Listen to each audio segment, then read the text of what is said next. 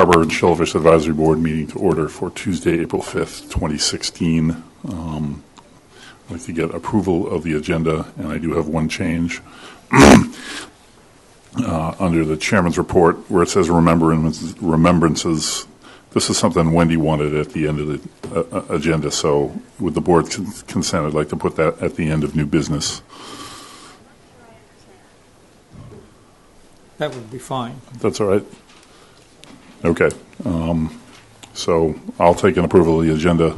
I'll take a motion to approve the agenda. So moved. Do we have a second? Second. Discussion? All is in favor? Aye. Aye. Approval of the minutes, starting with the March 1 minutes. You guys I sent them all around. I was there for the first, but not for the second one in March. Fine to me. Yeah, I would move approval. Do I have a second? I'll second that. Discussion. All's in favor? Aye. Aye. The March 15th minutes. Motion to approve. Second comment. Okay, discussion? I wasn't here, so I'm going to abstain from the vote, but at the future meetings, this is March 15th.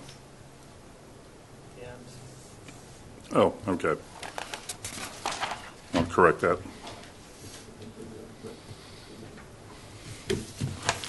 Okay. If there's no other comments, I'll take all those in favor. Aye. Aye. Aye. Okay. Chairman's report. Only myself and Mr. Lowell were at the meet the candidates, and then there were only two candidates that showed up, Fritz McClure and Kenneth Kuntz. And I have to say that they were both quality people in terms of knowledge and interest. So it should be interesting. Okay. Yes, the over 60 license Board of Selectmen public hearing. I wasn't able to attend because I had bronchitis. I was bedridden, but Peter Boyce and Andy Lowe were there. Could either of you guys give an accounting of how it went? Yeah, I could do that. We started out with Bob DaCosta saying he thought this was a great idea, so we kind of felt we were home free, and that's the way it worked out. There was a small discussion, and but really there was nothing. The only thing that was brought up was that there was a suggestion from one of the board, I can't remember who, that first time they're caught selling the harvest from that license, that it's a lifetime ban. Then further, it wound up that Dave Franzuto spoke and suggested that the penalties were fairly stiff for violations anyway, and that would probably be enough deterrent. And so that's the way it passed, the way we had been recommended. That's great. Glad it went that way. And I heard that Mr. Starr didn't even have to speak, so that was a good thing. Yeah. Yep. Okay. Just so you know.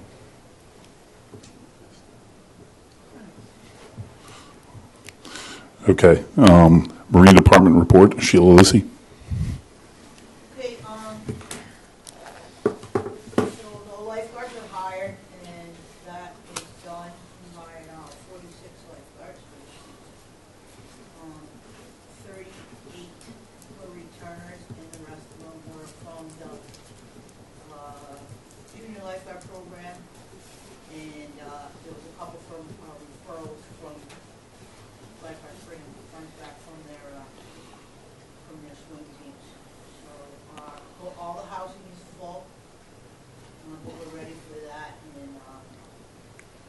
have so about half of them have places to stay on island, and then half of them are housed. Yeah, right now all the buoys are lowered from Nantucket and Eel Point. We're hoping to catch a break in the weather. We're planning on trying to get away at 6:30 tomorrow morning and see if we can't get it one day in this week. But the weather's really been killing us. But the buoys are in. They're ready to go. The problem is I'm afraid we're going to spend probably half the day tomorrow trying to find the water. It looks like Eel Point has changed significantly. A couple of scholars were mentioning to me that it was getting very skinny even in the channel where we had the ice buoys. So I don't know how many eggs we're going to be able to put in the water, but hopefully we'll be able to find the channels, get them marked on the GPS, so that when we do have weather, we'll be able to blast out there and go get it done. Out at Jackson's Point this past winter, let me go back to buoys for a second. We have concerns about Eel Point Channel. We have big concerns about Tuckernuck because that changed huge. You can see that just when you fly over on like a Cape airplane or something. The Whale Island has extended and actually flipped directions. It's going the other way from the way it was before. I've talked to people in Sousa's that go back and forth to Tuckernuck on a regular basis, and they said it's going to be crazy. There's not much lagoon left. So we haven't marked that in the last 2 years. I doubt we're going to mark it again this year. But I do like to get something in on the GPS in case one of the residents of Tuckernuck has an issue and they require some form of public safety, whether it be the police or the fire. So we'll spend some time on that as well. And again, for Pulpus, it took us probably 2 full days to be able to mark that channel. I don't know if we're going to be able to do it this year, but we'll do the best we can. Can I interrupt you? When's the dredging scheduled for? What's that? When's the dredging? That's put off for another year. Another year, okay. So hopefully we'll be able to get them something. We may mark it and then put a note out in the notice to mariners and through broadcast notice to mariners over the radio that they may only be able to use it at half tide or better. Hopefully that won't be the case, but that's an option that I'm weighing with the Coast Guard. I've been on the phone with them trying to figure out how we can put the buoys in, but not put ourselves in jeopardy if somebody runs aground at dead low. This past winter there was the 2 floats on the south side of Jackson's Point. They were usually in an L shape. Both of them got completely destroyed over the winter. So we are going to be replacing one of the floats. We probably won't do the L shape until after July 1st because I got some estimates of having some contractors build the second float for us, and they were well over $10,000, which is not bad in waterways right now. And I think we can build it ourselves over the summer for a lot less money. So that's the plan with that. There will be 2 floats out there. There'll be a north and a south float, so there will be places for people to tie up after they launch their boat and when they're trying to load stuff to get to Tuckernuck. It just won't be that L shape.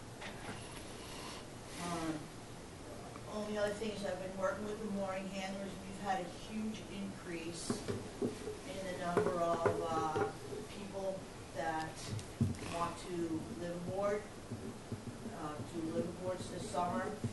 They all know that they're required to be on a mooring, that they cannot do it when they're at anchor.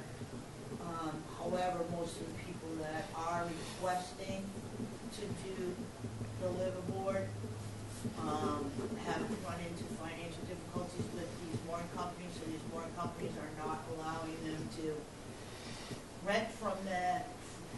The only one that can do it is Nantucket Moorings. They have have problems with Nantucket Moorings. Nantucket Moorings demanding that they get their money up front.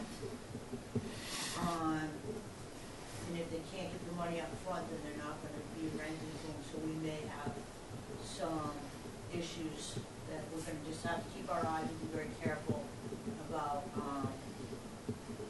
not letting these people go on it. And that's pretty much all.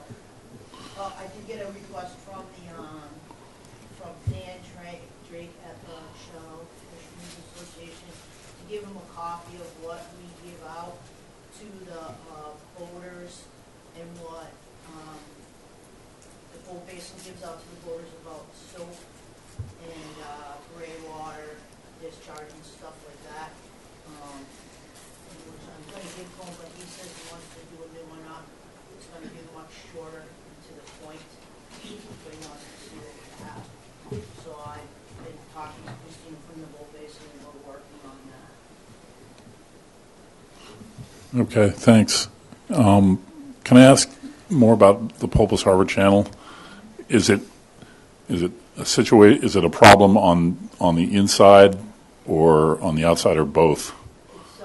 It's okay. So right where Pulpus Harbor number 2 is outside the channel, and there's fairly decent water there. And then you have to go in, and it's when you make the turn.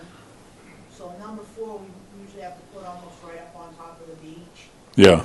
And then the rock was over here. So it's the stretch between, we put a 3 in last year because it was so bad. It's this stretch heading towards the east as you're rounding the corner, and then the stretch heading towards the south when you're going in. There's just 2 big nubs that just stick way out, and they just seem to be growing out and out and out. And then the shoaling's coming down from the north too, and it's just getting really, really, really tight. So last year we found a little guzzle to the point where we almost slalomed the buoys to go in there because it was so skinny. So at a low tide, if you don't know what you're doing, you're going to probably hang up. Yeah, and everybody thinks that the buoys are off station because they are so slalom, but there's not enough room to put a gate. There's not enough room to put one on this side and one on that side. I don't want to make any more work for you, but is there something you can post at the landing at both places where people come down from Walwinet Road and Pulpus Road, like some sort of notice that makes people aware that of Sure, this. yeah, we can look for a place to do something like that. We always do to put something in the paper at the beginning of the season once we get them in, and once we know what we're dealing with. We go to the paper and then we put it on that 97.7, and then obviously the Coast Guard broadcasts and stuff for us. So I'll definitely post something if you think that would. You never know. Someone might see it and you could save somebody from going aground or causing problems. Yeah. Does anyone on the staff have any questions? I'm sorry, anyone on the board have any questions for Sheila? Ken? You said that you may make some sort of announcement about half tide or something. What do you consider to be deep enough before you have to do that? Right now, we try to mark it to like 4 feet.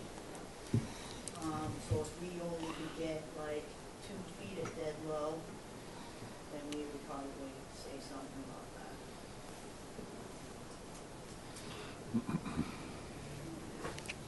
that. Anyone else? Andy? Sheila, over the weekend I noticed Toscana's barge at the end of the town pier, and I was just wondering how common of an occurrence that is, and if there's any chance that so large and heavy of a vessel could potentially cause damage, especially with the wind we had. I realized that the wind was not coming from a direction that would have caused damage at that time, but how often It doesn't happen very often, and we only allow it when the wind is going to be westerly, which is going to blow them off the dock, which is what it was this weekend. Yeah. He knows, like, not to even ask if there's any east in it at all. And basically just got caught. And that's usually the only time that we let him do it is when he gets completely caught, where it's just too rough for him to push it across.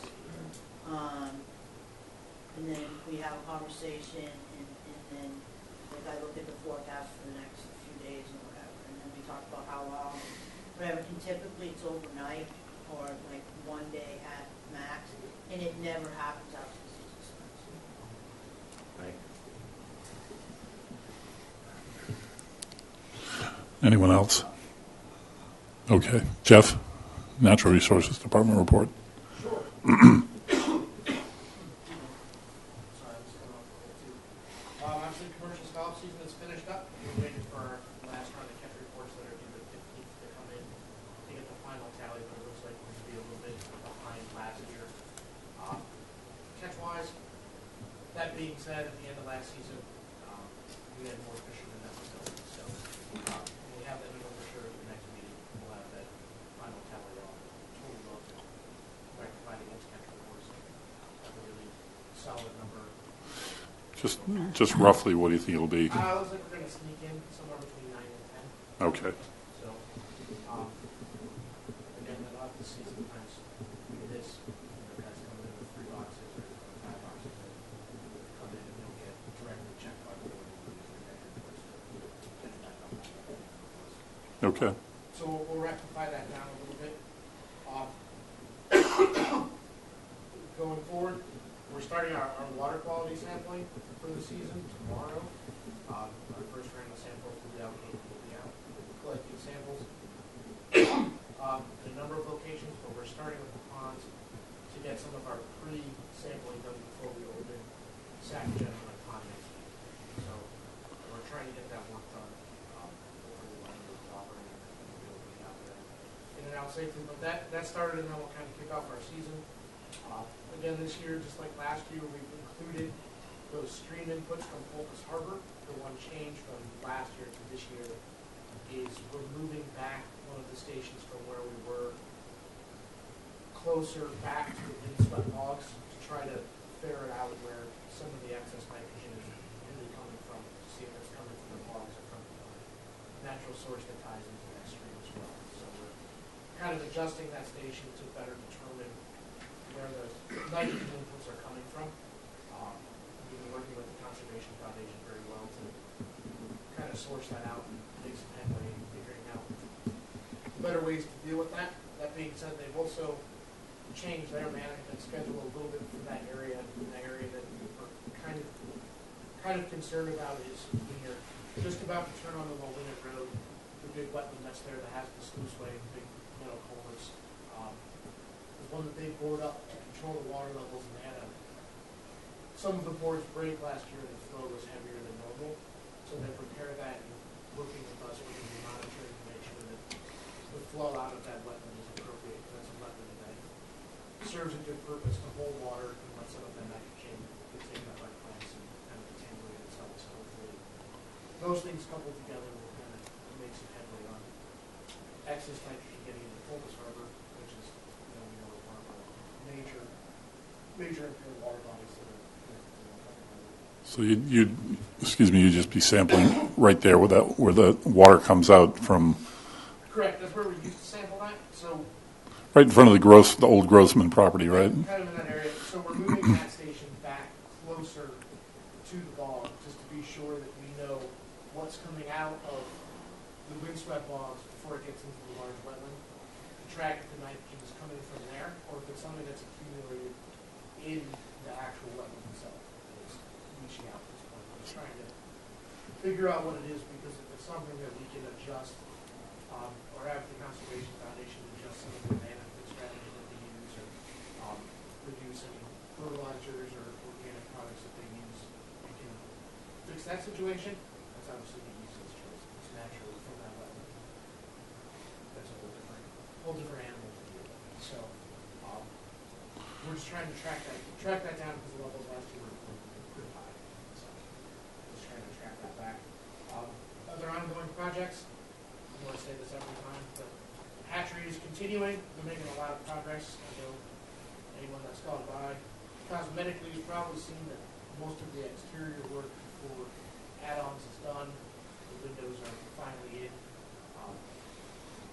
garage doors are not back from fabrication yet. It will be on hopefully sometime soon with the real significant work inside. We're down to the point where we've begun to start hanging drywall, so all of the rough electrical, plumbing, all those things are done. We're trying to hurry up and get the ceilings in with the drywall, because before they slope the floor on the first floor to get proper drainage, they wanted to get all the drywall on, so they weren't trying to put proper scaffold to get it on. So that work's in progress. They're doing a really good job trying to meet the schedule. We've had a few changes, like big construction projects have changes and snafus that go along the way, cause delays and cause changes, but they're still pretty close to schedule, so we're hoping to be kind of in there still middle end of May to start putting the hatchery back together and having the project wrapped up in the June, start of July. So it's right about where we are.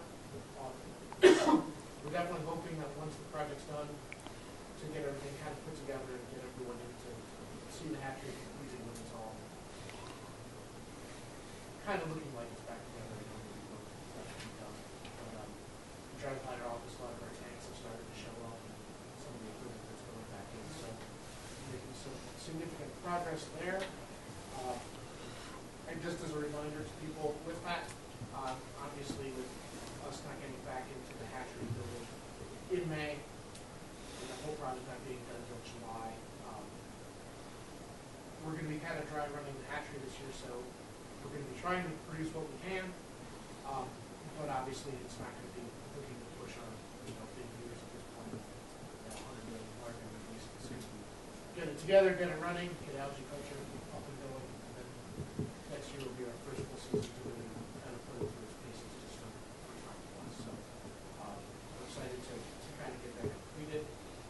We have completed hiring our summer intern staff. Our 2 interns that we with us this year. We'll be working mostly with Leah and Caitlin on water quality, bluegrass, and the waste project. So we're looking forward to getting those 2 guys in. Hopefully once they get here, bring them from San Diego and can meet face to face. So they're both kids that one of them is from here, the other one has spent most of her life coming out for summers. So we're familiar with the area. One of them has been asking for a job for the last 3 years, and we finally got space for her, so we're excited to get her out and do the test. Other than that, is there anything else going on? We are planning a possible seed move if the weather holds up on Friday. Got a handful of fishermen that are willing to move some seed. From where to where? I think we're going to be over in the Bays area. Ways area and up at Bass Shoal, Yep. Fifth Point. Quite dense still. Should be cleaned up. And we'll put it in productive areas. And then lastly, too, we're also working on finalizing the schedule to have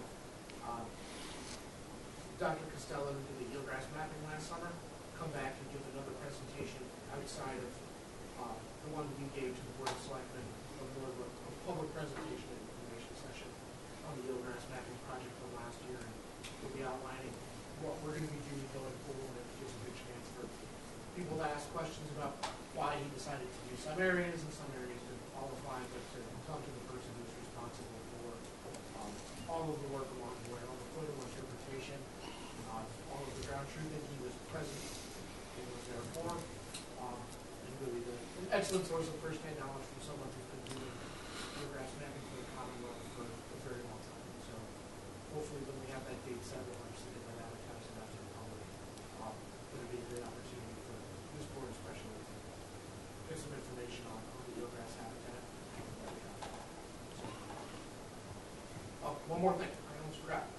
We've also got the preliminary word from the Great Harbor Yacht Club and Nantucket Land Council that will be awarded at least part of the funding that they give out every year, and also through the Shellfish Association, and then some money just approved through town meeting for the town to be buying some signs which will provide real-time water quality data that continuously logs in a lot of spots through right now. With the extra funding we got, looks like Nantucket and Nantucket Harbors will have some units, and that's data that the depending on how often it's sent to pick up, we're going to try to get out and collect monthly, post up. We're going to try to set up a new web page where there's a raw data section. So if anyone, researchers, other scientists, just want raw data that's picked up on the sun for things from dissolved oxygen, activities, limited temperature, all those things, measurements that are taken at regular intervals, all day, every day, 7 days a week. That'll be available for our use and for anyone in the public who's to use, hopefully from this point going forward. And it looks like we're exploring it for cost.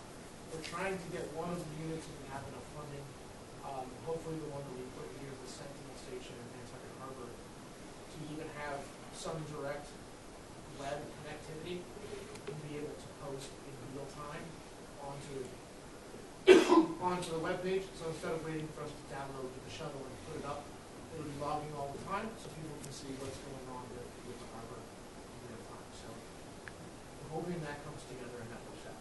We're excited to get these units. They're not cheap, but it's a big step for us to get a lot more regular water quality data and a lot higher quality water quality data because the sample size is going to be so much bigger. It gives us a lot of resources to tie in to voices research we do, some of the things we've had down from Northeastern about Hall.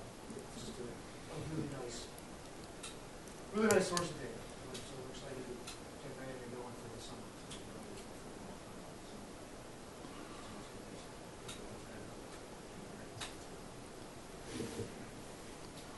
Excellent.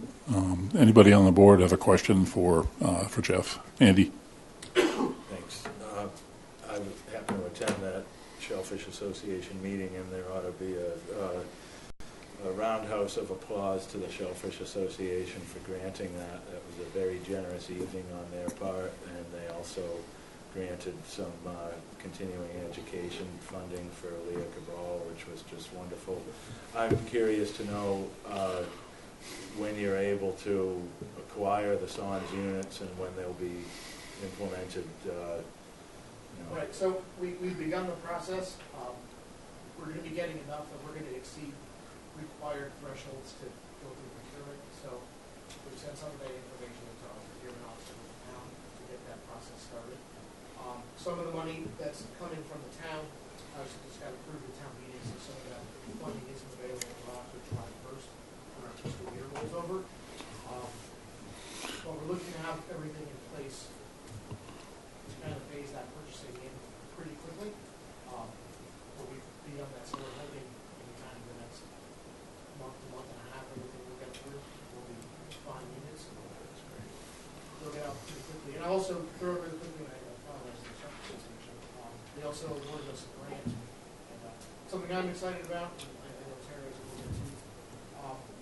We're going to be trying out not necessarily a new technology, but a new technology for us in the hatchery where we're going to be using LEDs to grow our algae in the hatchery, which is a lot more energy efficient. And Tara can speak to this about more knowledgeably than I can. But the LEDs that she's been looking into, you can control the mixture of different wavelengths of light for red or blue or green to get it to try to maximize production. Tara's been doing an incredible amount of research from places from LSU and other places that do agriculture to find out the success and how they can get better densities using different combinations of light. And NSA is providing us funding to get units that you can control light to that degree. So we're excited to get that in to see if that can also boost our algae production even more than it's done before. So we know more about that and have our units pinned down. And our people through a tour will probably explain it in a lot more detail. But those are some of the things we've been able to do with the hatchery renovations. Really look at cutting edge things and cutting edge technologies to improve our production and kind of still stay within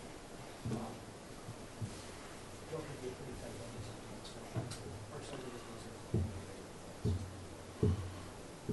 Cool. Anyone else? Yeah. Peter? I had understood you were going to be also getting some, the SONS will be measuring chlorophyll in the water. That's really important. That's great. And the first time we've really been able to real-time measure chlorophyll. Usually that comes back just from our samples we send to ASMAS. Right. So this would be nice to be able to really log in. It will give us a really good picture of what's happening to the water throughout the day. Be able to compare it to weather events or events in the harbor. You can compare it against a lot of human traffic and once there really see what's going on with fairly simple parameters in water to measure, but labor intensive to go get. This is going to be able to do it for us all the time. So it's like, each unit's like having an extra Caitlin around with her YSI meter. Yeah. There all the time. So it's going to be an amazing upgrade for our water. Anyone else on the board? Questions? Okay, public comment on marine and/or natural resources report. Ron. Yeah, you did mention that there was more information coming out about catch this year, commercial scallop catch.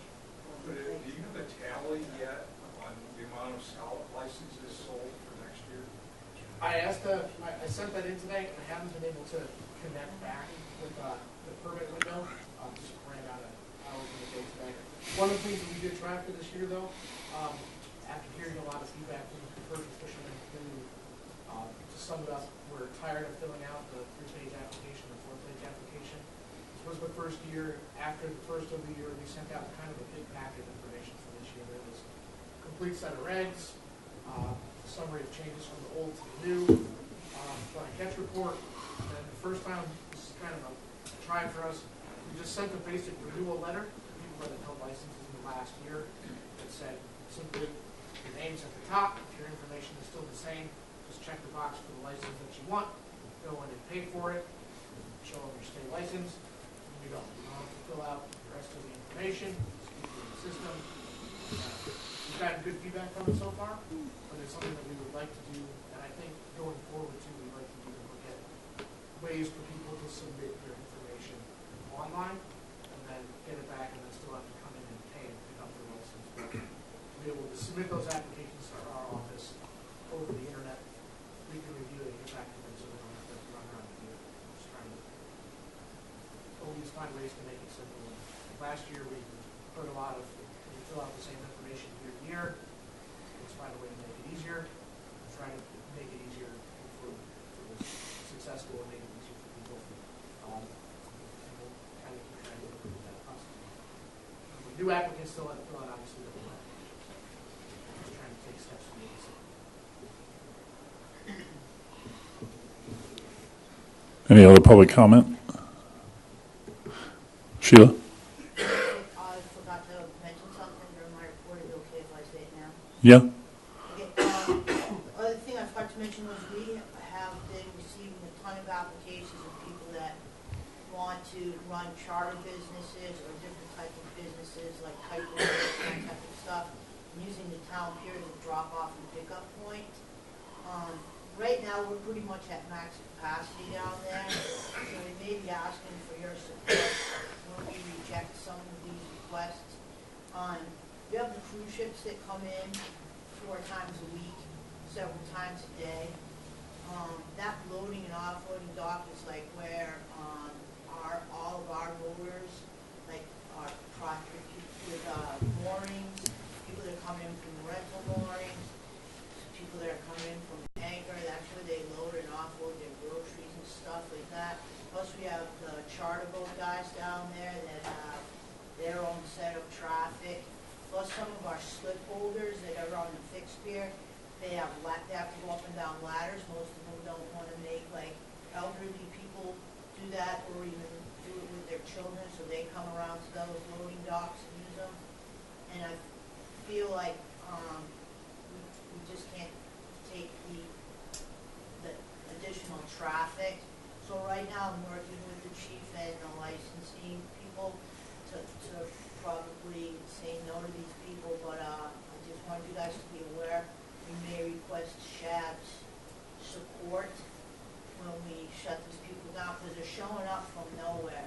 We just got one yesterday that wants to be out, rent a mooring from Nantucket mooring and come in like 4 or 5 times a day to pick up and drop off passengers.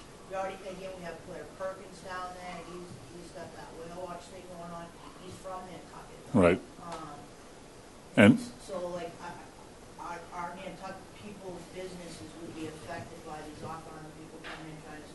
So they're all off-island people? This guy that came in yesterday from the British Virgin Islands, he wants to operate down there in the winter and up here in the summer. And what are the nature of the businesses? He wants to run like a day sailor. Like he has a sailboat, he wants to take people on sailboat cruises. Yeah. But he wants to come in at 10 a.m. and this time and that time. And then I tell everybody, you can't say what time you're going to be there, because if there's a boat there and it's a Nantucket person that's loading their stuff on and off at 10 o'clock, too bad for you. But that doesn't work out so good for businesses, because they can't say we're leaving at this time, we're coming back at that. Well, what would help us out a lot is if you would, produce some sort of narrative that explains it to all of us, so I can send it around to everybody, so that then when you come to us, we'll be ready and people will have thought of it. And you also have to bear in mind that we're going to have 3 new members starting at the next meeting. So those people, one of them is sitting in the audience. One of them could be sitting in the audience right now. Depending on how the election goes, but not everyone will be up to speed. So when you write that, keep that in mind. I could see us helping you out on that, as long as we all know what's coming. Peter. I had a question about that. If the land bank had been able to proceed with petrol landing, would that help take care of some of this additional traffic? I don't know what their intentions are. I know initially they asked for that to be for commercial boats to load and offload their catch and load ice. So I don't think so. It would take the load off of our dinghy dock issue. We have a problem with that. Right. I don't see the land bank moving forward with that project. They were gung-ho last year to do it, but I think some residents out there along there have pretty much shut that down, I think. They've been, after that, almost as long as I've been on Shab. Yeah, we require a significant amount of dredging for anything to get in there. Yeah, that's true. So I don't know that they want to spend that kind of money. Next step, they've been talking a lot about filing a Concom application for some of the work that's there, but they got stalled out because it's been made very clear to them that a lot of the neighbors are very opposed. So I don't know if they're trying to sort that out or not. If they don't, my guess could be it could be tied up in the queue for work. So I wouldn't like to see that. Andy. Mr. Chairman, thank you. It's my personal opinion, if Sheila feels that the town pier has become maxed out, that I would certainly be in support of supporting you as far as new people coming along, especially for recreational type of things. Recently we were forwarded some information from the Shellfish Association, and it was about the cut that Carl had brought in some information, or was looking for information about the cut in the East Jetty that was created in '63, I think, and in part of that Inquirer and Mirror excerpt that was taken out was there was no water skiing allowed in the harbor in 1963, and of course today we know that it is, and recreation is growing and growing and growing. I don't know how the kiteboarding thing ended up at town meeting, and if that adds more pressure on you, but me personally as a board member, I'm willing to support you 100% with what you feel is maximum capacity there at the town pier, and I would hope that the rest of the board would feel that way also. Chief. Yeah, and I'm glad you mentioned that town meeting thing, because that's an example of what we're up against here. Those folks it wasn't kiteboards, it was Flyboard. flyboards. And those guys came to us last year with this great idea, to do these flyboards out there. A couple of nice kids are energetic, they know their stuff, what they're doing. There's no question that they can do that. probably safely and probably make some money at it, given the right exposure. But the regulations were pretty clear. They were designed to provide a place out in the Port of the Bay for that type of activity, not in the harbor. But they had already purchased their equipment. They went and started their business, and they did it out there, and they didn't get very much business. And quite honestly, unless they can do it in front of the whole town, they're not going to get a lot of business. And so that's what they wanted to do, was demonstrate their product at the end of the town pier so the whole town could see it. So, you know, that they get more business. Well, they got advice from somebody. Well, the police department or marine department won't let you do that. Go to town meeting, let them do it. Now we've got a guy a couple of well-meaning college graduates. They wrote a beautiful business plan that want to run a kiteboarding school. And guess what area they selected to run it?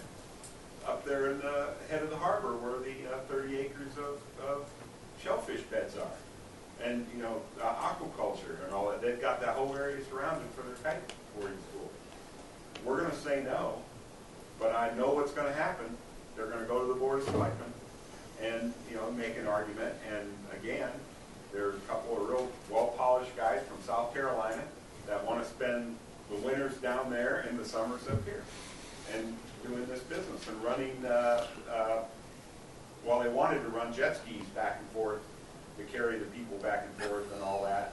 And the town meeting vote shut that down. Well, Monday, before the day was over, they sent an amendment to their plan saying now they'll use whalers to run people back and forth. But, you know, it's becoming a very commercialized establishment. The water's becoming very commercialized. And we're kind of taking the position that, look, enough's enough. You know, we've got clearance zones for birds and wildlife and shellfish beds and things that need to be protected, and we just can't simply do it with the staff we have, with the amount of stuff that's going on out there already. And I don't think adding staff is the solution. I think restricting the addition of a lot of stuff is the solution. Meanwhile, you have people on a waiting list to grow oysters, waiting to see if more land can be carved out. Whether that happens, we don't know. But and so the guys you're talking about, Chief, are separate from the Perkins guys. They're and they want to teach kiteboarding up in the head of the harbor, and they want to bring people all the way up from town. Okay. They actually wanted to set up a kiosk at Force 5 out in the yard to be their base of operations. But we got them off of that, and now I can't remember. They've made arrangements with one of the hotels to kind of be their base. Might be Nantucket Hotel, one or the other. But, you know, which is a great thing for Nantucket Hotel. Gives them something else to direct their customers to. But, again, it creates issues at, you know, our limited resource there. So, you know, we're like I said, we're kind of taking a stand, you know, and I will send you guys, or send it to Sheila, she can send you the business plans that they submitted, and probably you might want to get prepared to advise the Board of Selectmen what your advice on that. Not to belabor this any longer, you know, we've got a bunch of stuff to do, but you can't push them outside of Code 2 where there is arguably more wind. Well, we can, but they always have the same argument that they spend all their time transiting. But we tried to tell them, since, well, it's 6 miles from the town pier to the head of the harbor. Why can't you just go out? Yeah, it's much closer to go to the Court of the Bay. But again, they're fixated on an area, and they won't get out of it. Yeah, okay, Andy, and then we got to move on. Not too long ago, there was a proposal for maybe parasailing off of Third Point, and it was Karsten Reinemo's land there, and it was, the argument made against it was it's not commercial land. There's no commercially zoned land surrounding the harbor. I'm certainly not against recreation, but I think maybe some heads need to come together to find out where the best place these proposals could be entertained, and the further we can get to the channel, or Jetties Beach, or outside the harbor would certainly be better for the environment of the harbor. Thanks, Mr. Chairman. Most of the Code 2 is owned by the Conservation Foundation. They don't allow commercial activity on their property, so if anyone's going to do anything, it's got to be off of something floating. They got to be mobile. So, Okay. Is there any other public comment? Okay. Old business, slip and mooring regulations, proposed revisions. Hopefully this will be our final discussion. Did everybody get a chance to read the document? And does anybody have any comments or changes or anything they want to say on it? I mean, people on the board.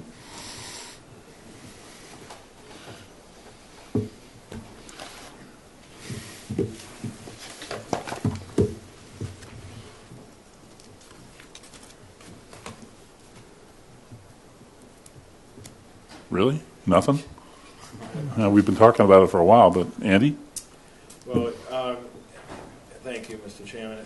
After Sheila had brought to our attention something that Ken had simplified as far as like the liverboards, I was just a little concerned, hoping that Ken isn't simplifying things so much that this becomes frowned upon at the Board of Selectmen. I certainly appreciate what you're doing, and I know you've spent a lot of time on this. I just hope it doesn't in some way backfire. So I just hope that you've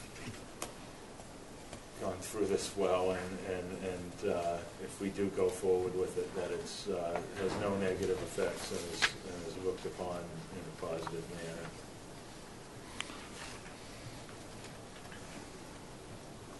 Anyone else?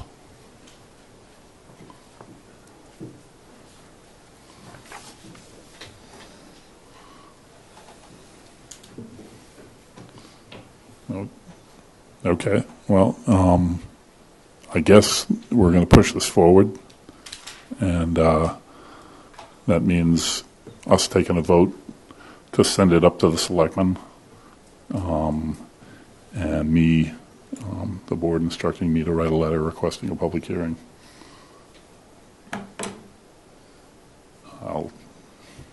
Andy.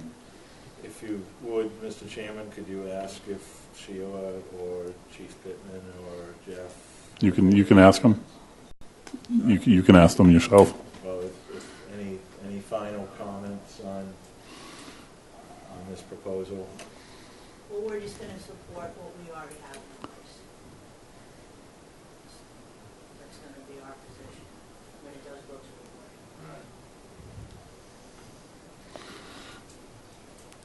the board. Okay. Well, I'll take a motion from the board if anyone wants to make one.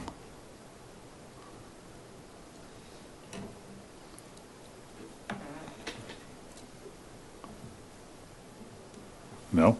Well, nobody else. I would move that we recommend to the Board of Selectmen that the Harbor and Town Pier regulations be amended as set forth in these proposed amendments that were circulated to the board. Okay. Do we have a second?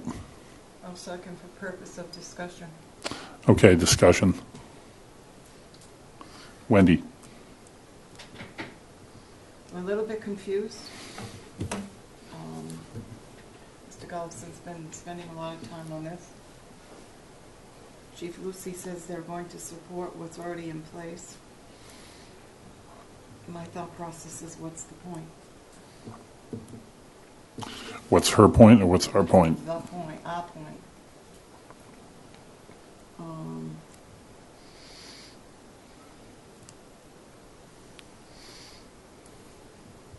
It's going to be not a united front. And at least we know that in advance. Yeah. Which is helpful. So what are you suggesting we do? I'm just raising the question, what is the point? Okay. Do you want to answer to that, Mr. Gullikson?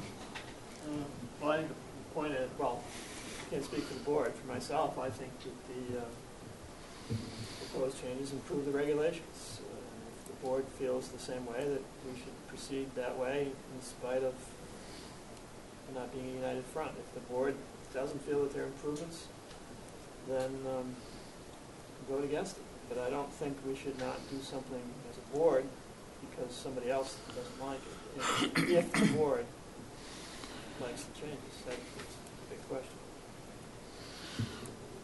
How do you guys feel? I'll speak for myself. And, there was a process that went on to create the regulations that are being supported by our staff that our board wasn't a part of. And then later there was a meeting that got all the stakeholders together again, and we appointed someone to go to that, and that person couldn't make that meeting. And so that was unfortunate, but I think we didn't get a chance to have a voice in this. I know these changes might be unpopular among the concerned town people, but I still think we put it forward and give it a shot. And there have already been a couple of things that were adopted by the town that we had put forth, so we can give it a shot. It can't hurt to put it up there and see if they go for our changes. What do you guys think?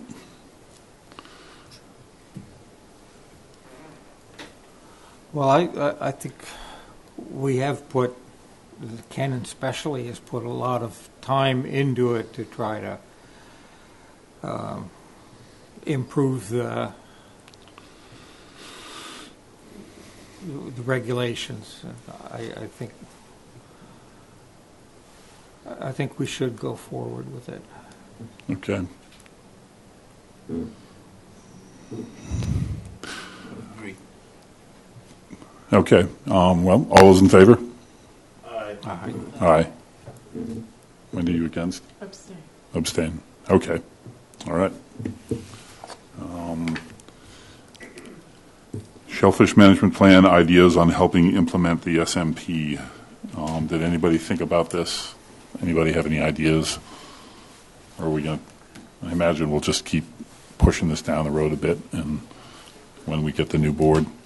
Peter? I saw something in the minutes that I think it was Michael who had said that he didn't think it was necessary to have a board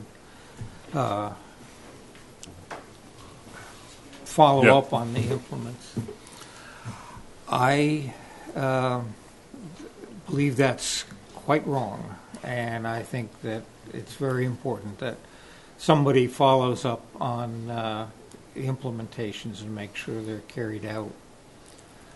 I was involved in the Harbor Plan Implementation Committee for 6 years, I think, and without the committee, and in particular Sarah Oaktai pushing, nothing would have gotten done. Well, I won't say that. Nothing would have gotten done, but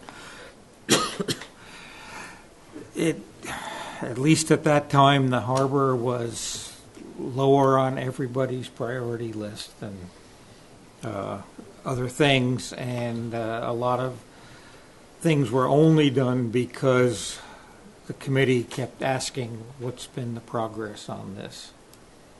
And it keeps it to the fore, and I think we have a slightly different situation here because the natural resources is really interested in achieving the goals in the Shellfish Management Plan, but I still think it helps to have this looked after, brought up for every so often what progress is being made, and let's get on with it type of comments. And so I didn't want that to color that comment, which was, I read in the minutes, to color this whole issue going forward, because I think it's an important issue, and it's important to have the some board, and if there's nobody else doing it, it should be this board look after it and continue to ask about progress and see that things get done, maybe with some priorities, so, because you can't do it all at once, but just to see how the whole thing continues to move. Otherwise, the plan sits on the shelf, and then 5 years from now, when a new plan is made, they pull out the old one and say, "Oh, look what they said they were going to do." You know. I agree, but I think that the board members that do remain just need to read through the plan. I'll read through it too, and I mean, we're not going to do it overnight, but and I think it'll be one of those. It would fall into category of our board having a workshop meeting where we wouldn't take public comment, where we would work on how we go through this. Ken? I'm not familiar with the plan, but I have looked through it. I think most of it is well beyond the scope of what this board can do, but I think it would be appropriate for us to be familiar with it, to monitor it, and maybe look for some pieces that we want to sort of champion and try to move along and make recommendations as to the best way to implement that, and maybe get natural resources, some other resources that they can do things with. So I think maybe everybody could pick sort of a pet piece of it and figure out what's the best way to make that happen and make recommendations to implement it. Rather, not so much monitoring, which would be great if somebody was doing something, but figure out ways that we can try to prod somebody or get somebody in and get them involved and get some of the work done. And we also need to sort of take a look at it and see what stuff is already happening now, so we don't do extra work. And I know people who were on that committee, and so I can work with them on that. Andy. Mr. Chairman, thank you. I'm really quite embarrassed to even have to say this, but I'm computer illiterate, and when I need to download something, I have to either ask my wife or my children to help me, and I'm usually confronted with some grunts and groans. And my wife has made 3 unsuccessful attempts to download this. And if anybody here has a hard copy that I could borrow, and I can come to your house and help you. Yeah. Yeah. I mean, Jeff has given me the information on how to get onto the website, and I've just not. I can help you. All right, that would be awesome. Too big. It's about 175 pages. And that's what Dr. Boyce has informed me, but I'm dying to delve into this. But what you don't necessarily have to download it to have it as a file on your computer. You can just make a bookmark of it on your computer, and then when you want to go look at it, you go back to it on your computer without actually downloading the whole file. Am I right, Jeff? You gave me that, but I'm more than happy. We have extra copies probably around. You need a copy. I'm more than happy to make any more copies. Okay. I didn't want to oppose. Come down on tomorrow afternoon or Thursday. All right. You could probably use the space at the office. Ron, did you have your hand up? Oh, I was going to say, I have a hard copy, and if you take it, I'll give you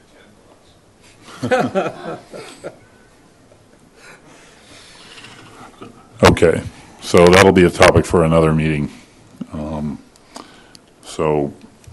Okay, we'll move on to new business.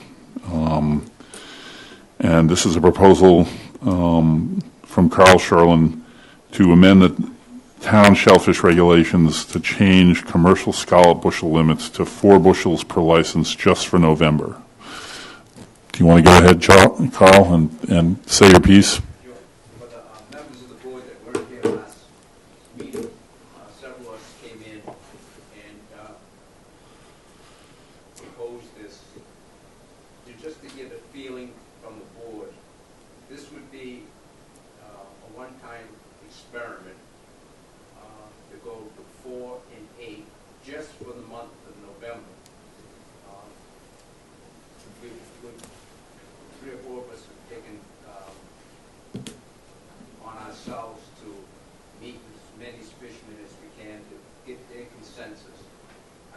9 out of 10, maybe 8 out of 10 are for it. And the ones that are really for it are the ones that really go through the whole winter, not the guys that just go 2 weeks in November and the boat's hauled out. There seems to be more positives than negatives by doing this. We are competing against 3 other places, Long Island, the Vineyard, and Nantucket, that all puts their product on the market at the same time. And so the buyers know that. By having a smaller amount going forward, it would help possibly keep the price at a better plateau.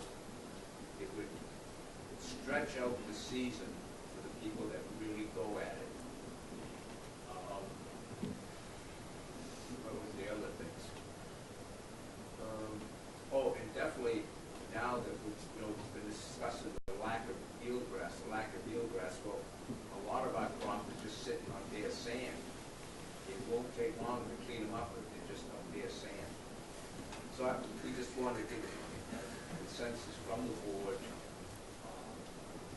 What would be your feelings? And somebody else would like to speak on this. Hold on, Ron. We're going to do the board first. Okay, what do you guys think? Bill? I think it's a good idea. My experience is when you hold on to volume and price, usually the price goes up. I think it would be a price support. Also, in light, as we said, Carl's eelgrass is not doing so good. It was going to be easy to catch them up faster. It would stretch out your season a little longer. Most of Long Island and the Vineyard, well, sometimes the Vineyard goes the whole year through, but like Chatham, I know, and Long Island usually are done with the month of November. So by limiting the supply, it gives us more scallops later on. I think it would be a financial help. I think whenever you have if you can manage what you have to your advantage, I think it's always a wise thing. And so I'm for it. Andy? Thank you, Mr. Chairman. Just in the last 2 weeks of Carl presenting this proposal, I've spoken with 5 fishermen, scallopers that had not heard about it, that Carl had not spoken to, and all 5 of them, at this point I won't mention any names, I'll share it with Carl maybe later if he's going to put together a list of names, but they were all were supportive of this idea. And I think as long as the fishermen are in support of this idea, I've thought about it some more myself as far as stretching the season longer, having more inventory for later in the season so that we've got some fresh scallops available for the restaurants in the springtime and through the summer. So as long as the fishermen are in a greater majority in support of this, then I would be also. Wendy? The scallopers that I spoke to since our last meeting were not in favor of it. One of them is only a November scalloper.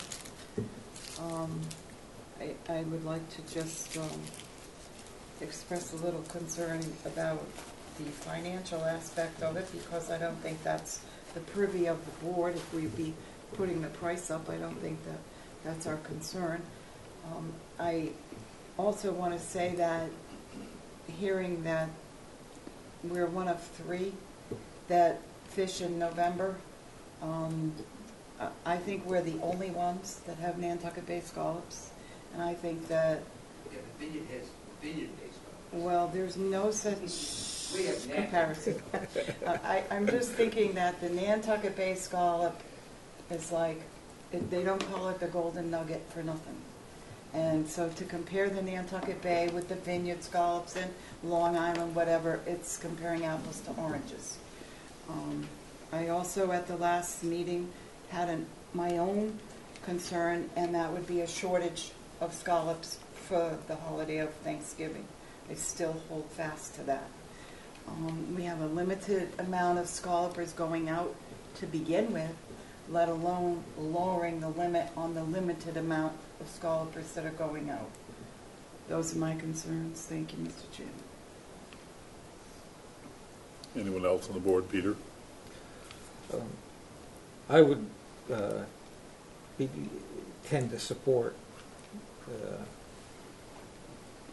this move for the reasons that the other board members have said.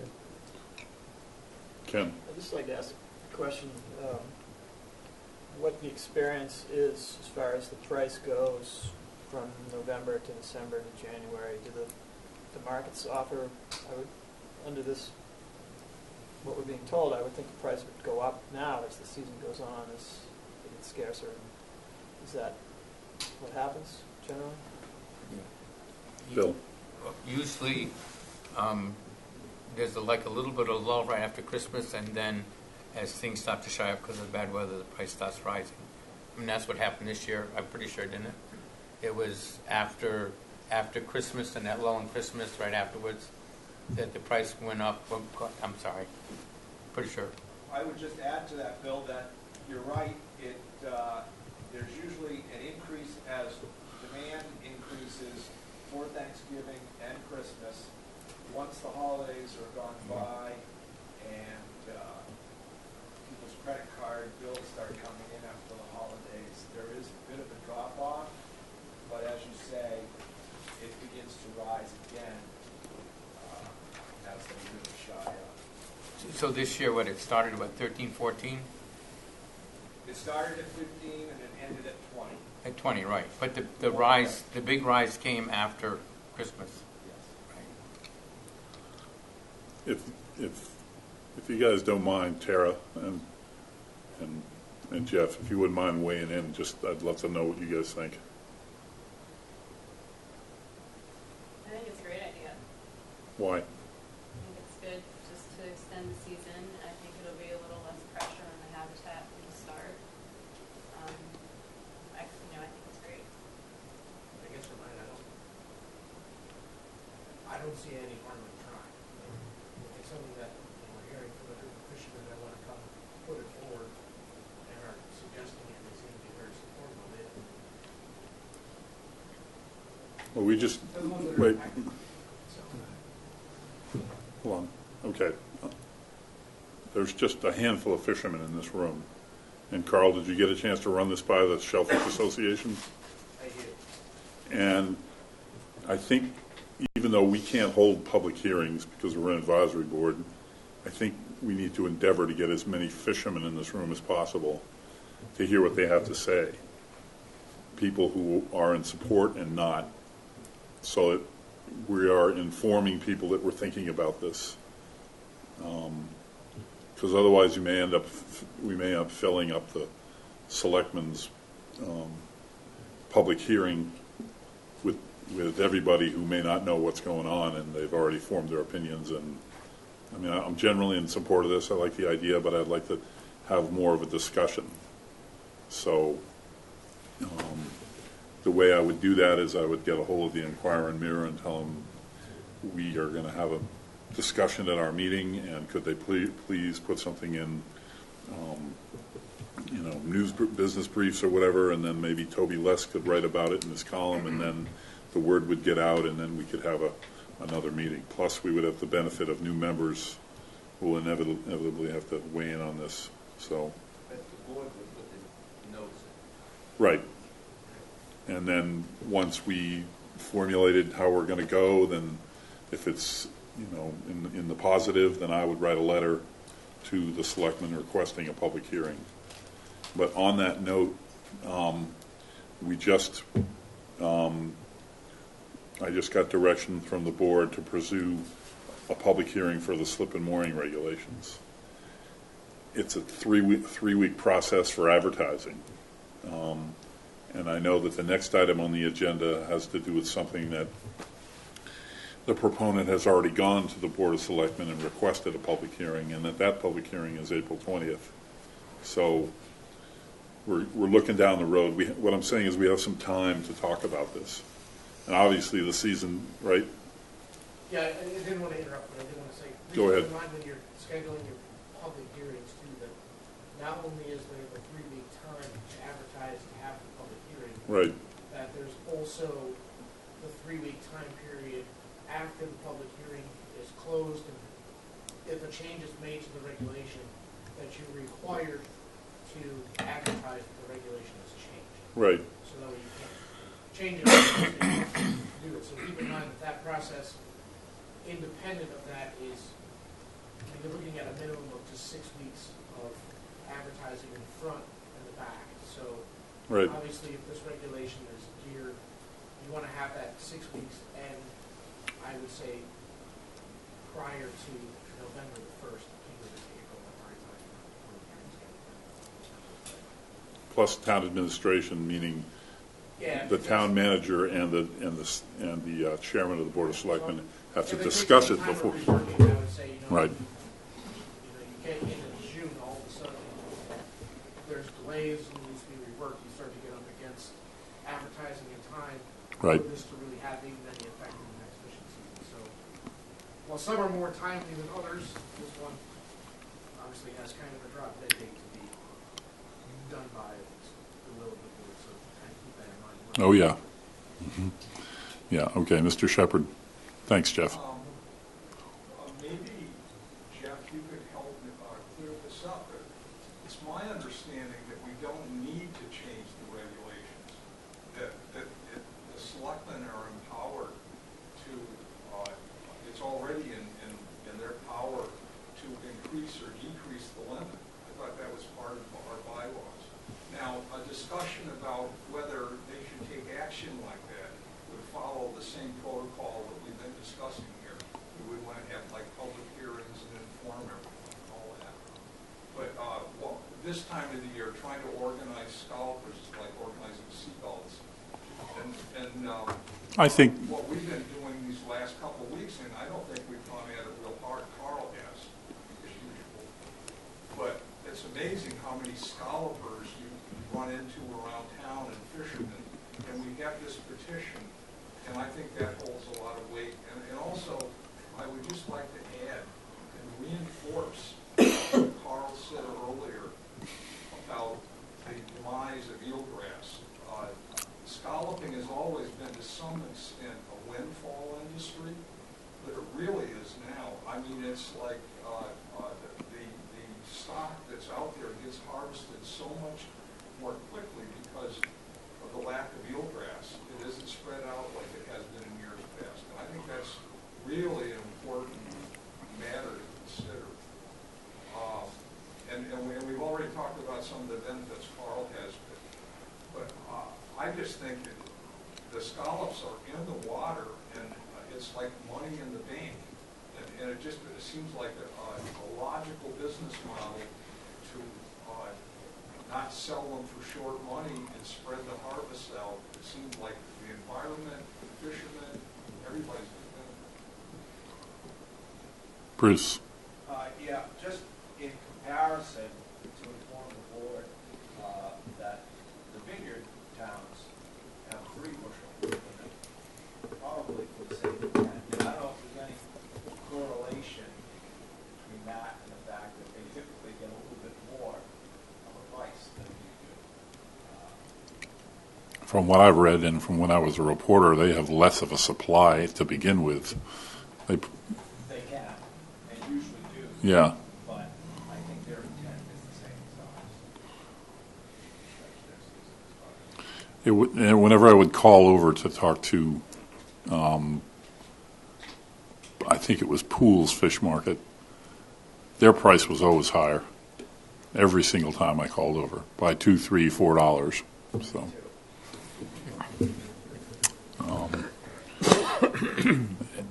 Jeff. I can answer the first question. Okay, go ahead. The Board of Selectmen does have the power to set limits through the bylaw. They set those limits through the regulations. So do we have to amend the regulations? Correct. The right now the regulations have the limit set as 5 and 10. Single limit license catch. Yeah. Well, what happens, excuse me, but what happens like sometimes when the season is extended for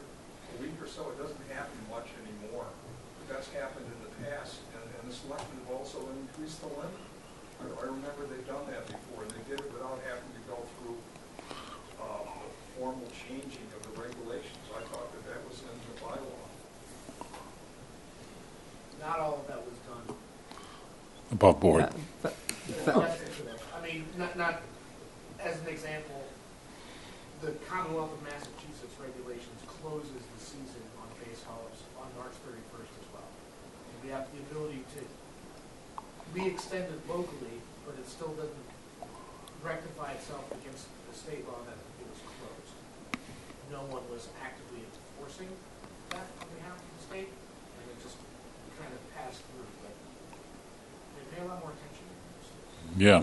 Calls and checks from them pretty regularly. So those things are still flexible, and that's why we build in provisions into the regulations that allow the selection to do things quickly, clear areas of closures, or to allow for sea stranding events to have the closure of the fishery to get seed off the beach. That's why we try to build in those provisions of flexibility for what through discussions with the bottler as we work through the board here are unique or extraordinary circumstances that require immediate action that can't wait or can't be adjusted to. That's why when we had the discussions over cold weather days for so long, we were trying to figure out a way to build ways to get those days back or to be adjustable to those back into the regulations. So you weren't trying to get to the end and try to have a public hearing, Right. schedule it, get it in, get the season extended, and try to do that because government moves slow.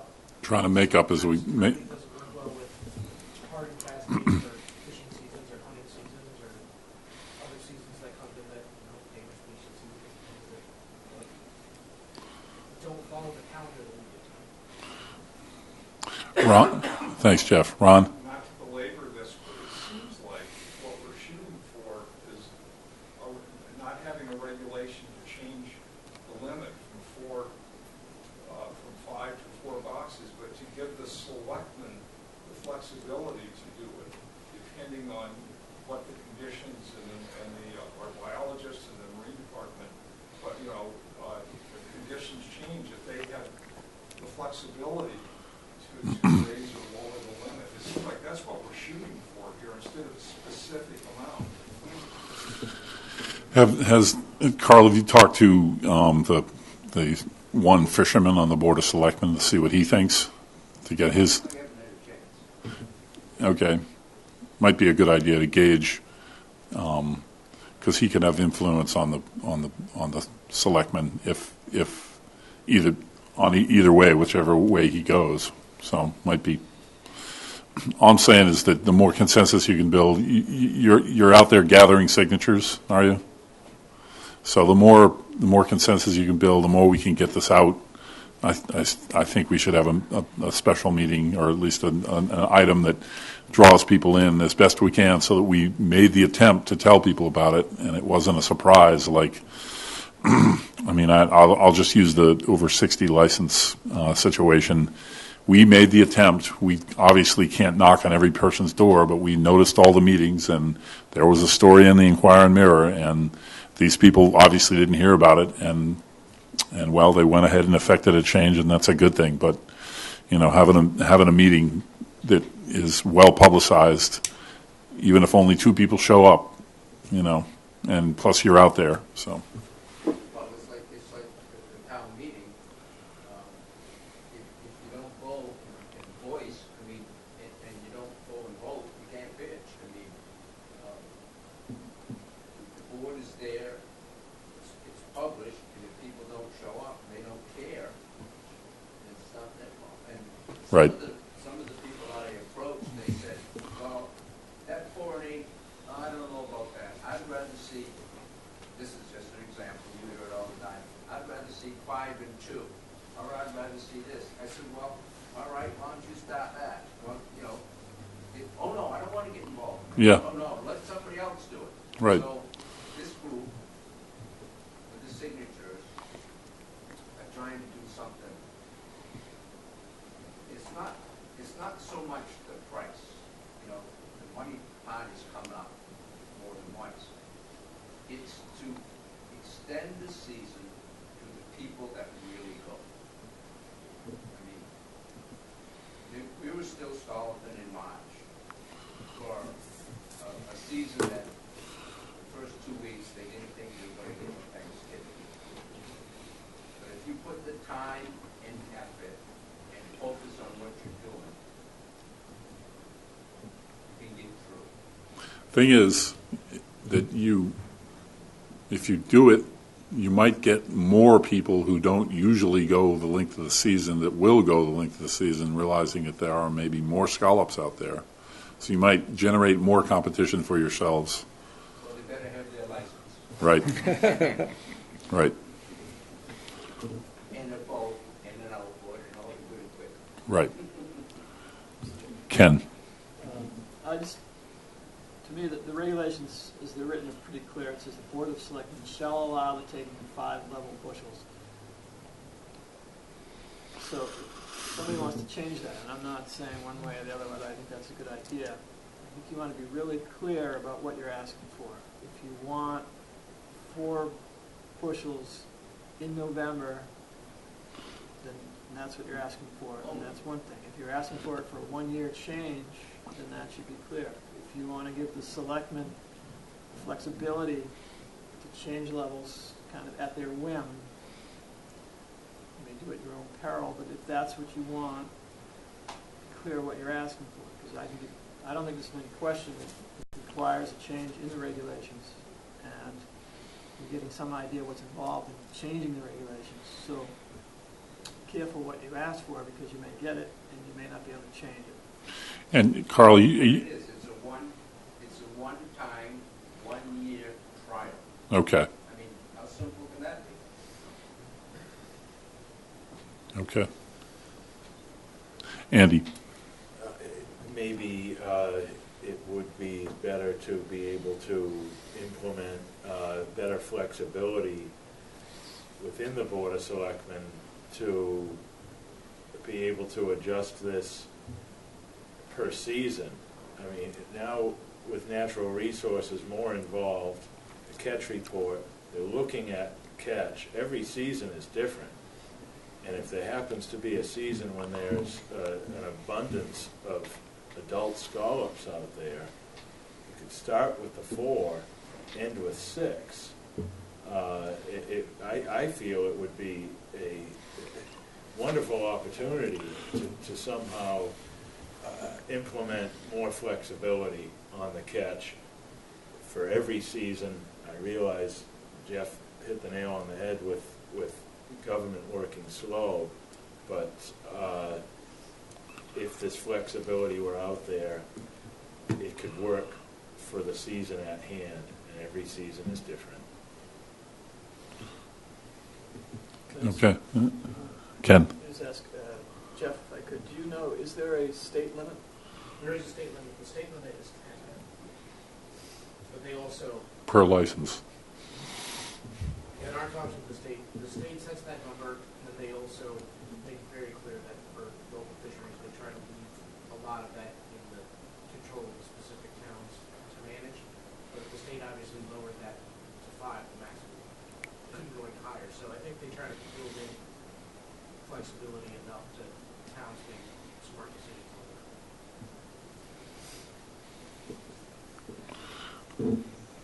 that. Okay.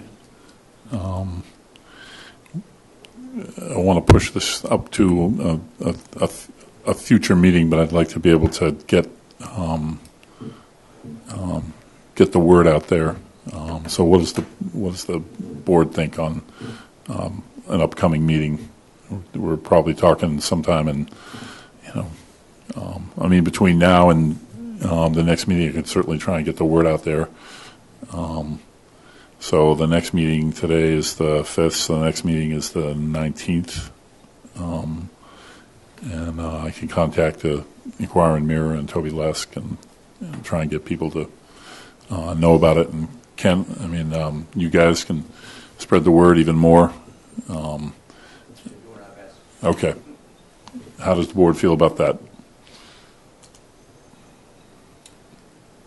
Mr. Chairman, Andy. if I may, well, I don't want this to revolve around me one bit, but I'm not sure if I'll be attending the next meeting or not. Okay. that I was going to bring up a little later, because I would like to be involved in nominating the next set of officers. But my wife works at the school. It's school vacation week, and I believe she's trying to plan some type of an off-island trip. And, Okay. I would have to entertain that, but maybe not. She may have to go on her own. Okay. But at this point, Well, we won't nominate officers until we have the full board. We'll have everybody sitting here when we do that, so that everyone has a shot. So just so you know. Ken. Since it came up, my wife also works at the school. I will be away for the next meeting. Okay. Anyone else wife work at the school? No? So, okay. Well, then do I have the board's consent to get the word out about this discussion that we're having? Yes. Yes? Okay. We will move on to proposal to amend town shellfish regulations to allow conch fishing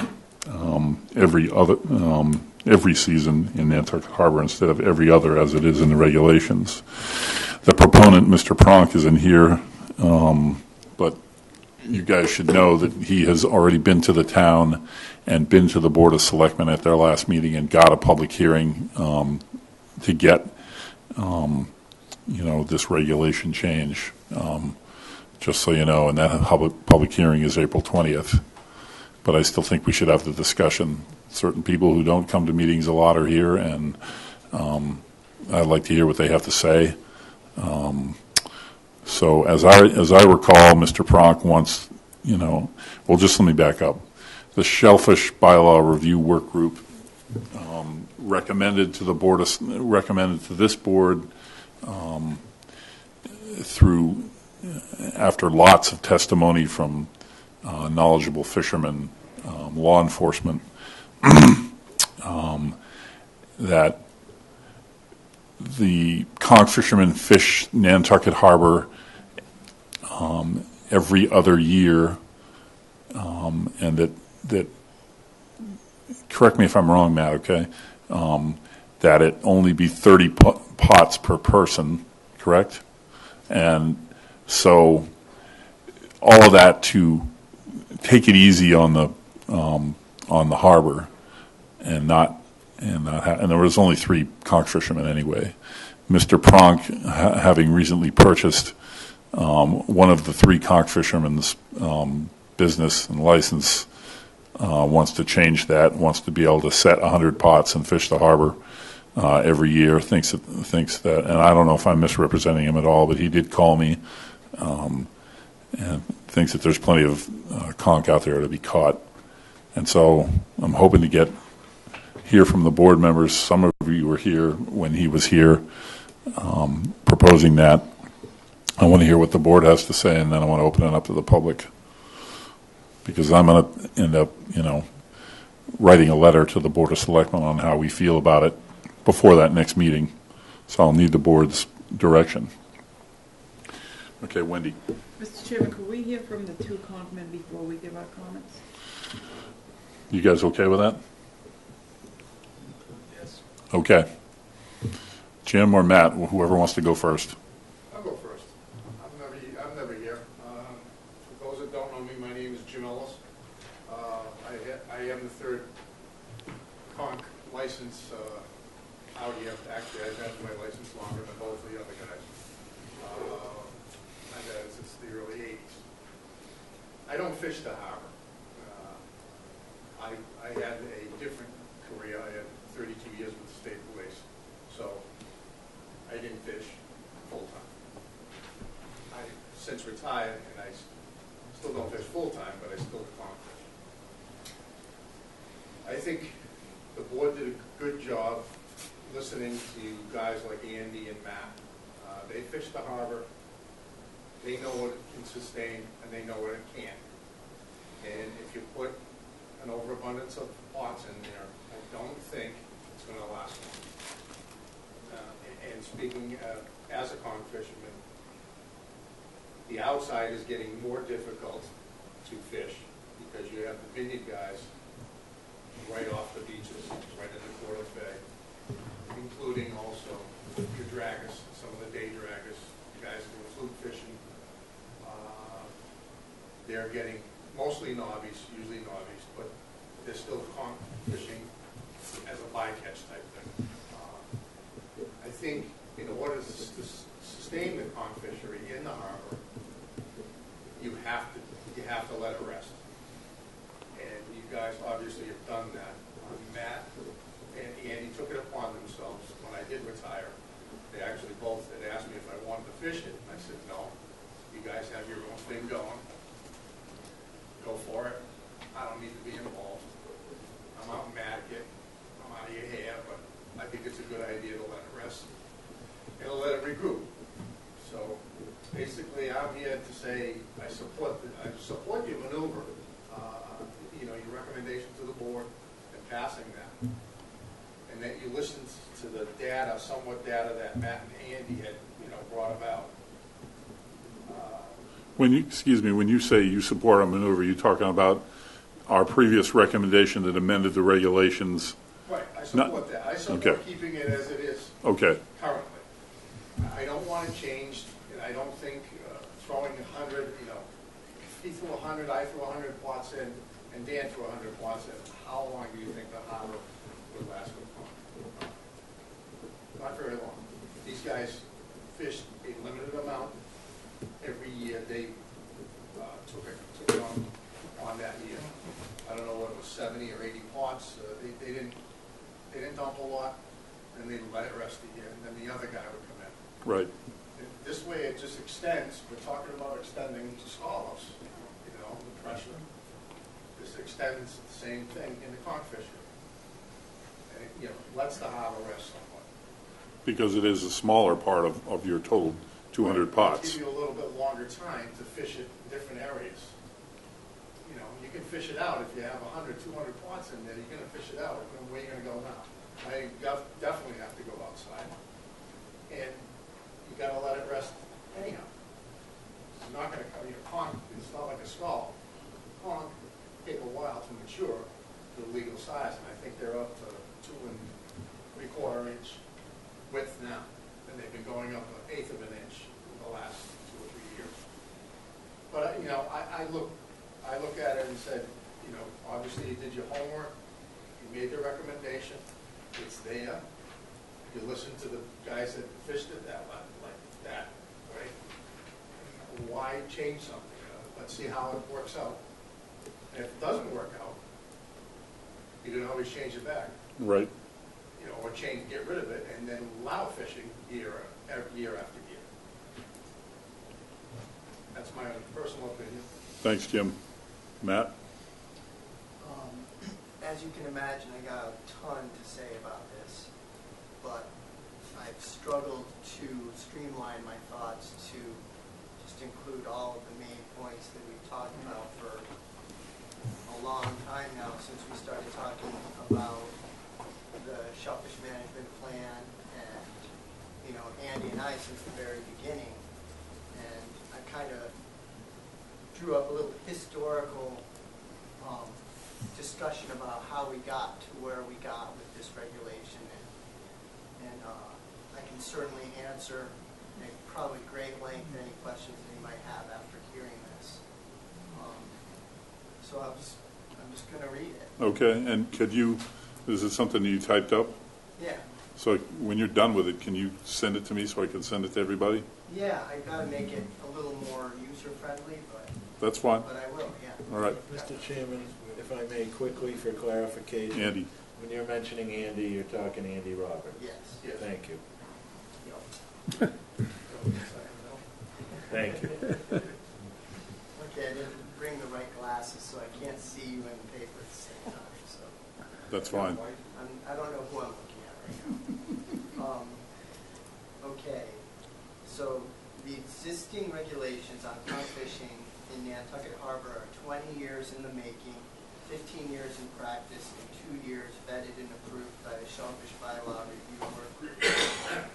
This group was drawn from members of SHAB, the NSA, the MMA, commercial and recreational fishermen alike.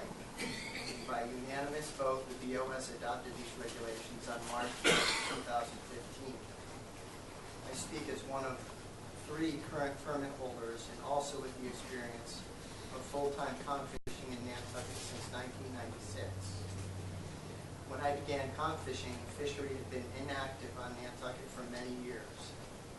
There was one other beginning conch fisherman that year, and we set 90 pots each in the harbor, with the hopes of finding many conch thriving after all this time. And we were not disappointed, and had a successful 6 months of fishing. Nonetheless, by October, we were already seeing steady declines in our catches. It was getting difficult to find fertile ground for most of our pots. As a result, our effort increasingly targeted Nantucket Sound. The following year, catches per pot decreased to a fraction of what they were the previous year. We actually abandoned the harbor and fished the Sound for most of that season. The other conch fishermen went out of business, leaving me as the sole Nantucket conch fisherman.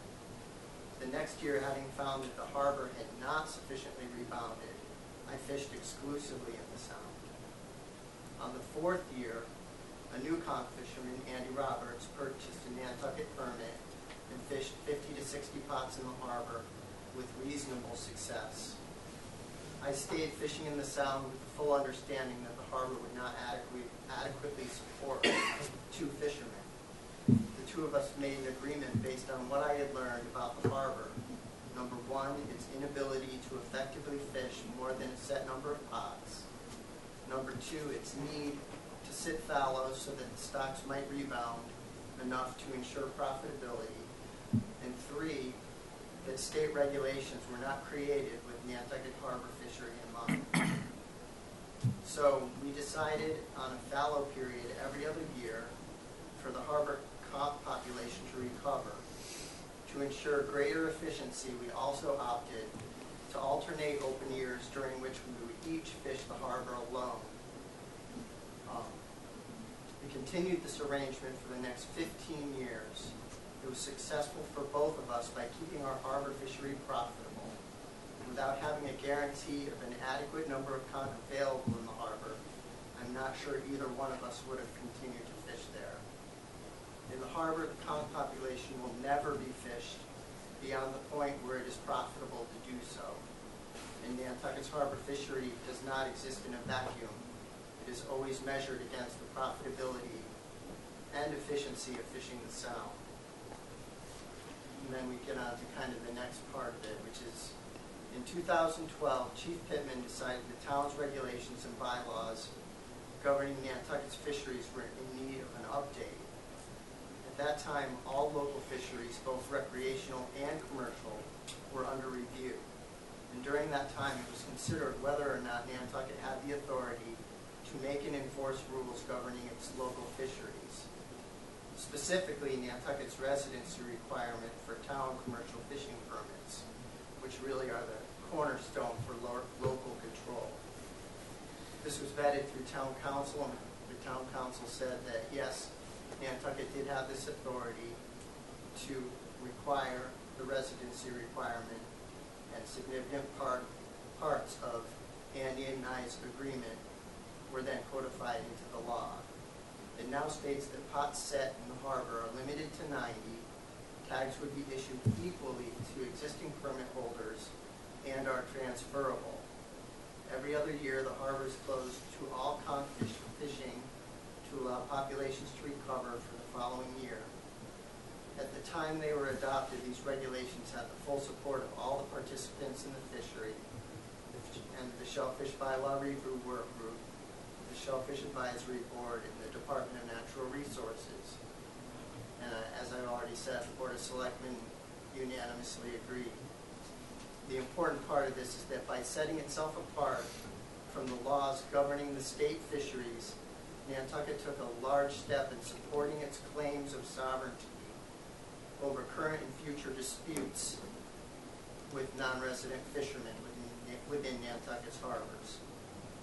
By creating these 2 regulations governing the conch fishery in Nantucket's harbors, we have up to this point managed our fishery to maintain sustainability for at least 2 to 3 Nantucket fishermen for the full open season, not unlike the way bushel limits and scalloping aim to extend the harvest through March. The limits on harbor conking have also provided the unseen benefit to summer pleasure craft. The recreational users of the harbor would not take kindly to the possibility of up to 600 conch buoys strewn about the harbor during peak boating season. This is what the state law would allow, but clearly this would not work for Nantucket. Our local regulation has arisen out of years' worth of mistakes, successes, and lessons learned, and I see no good reason to change them. And so when each of you gets a chance to fish it, refresh my memory, then you're setting how many pots when you do it? 60. 60.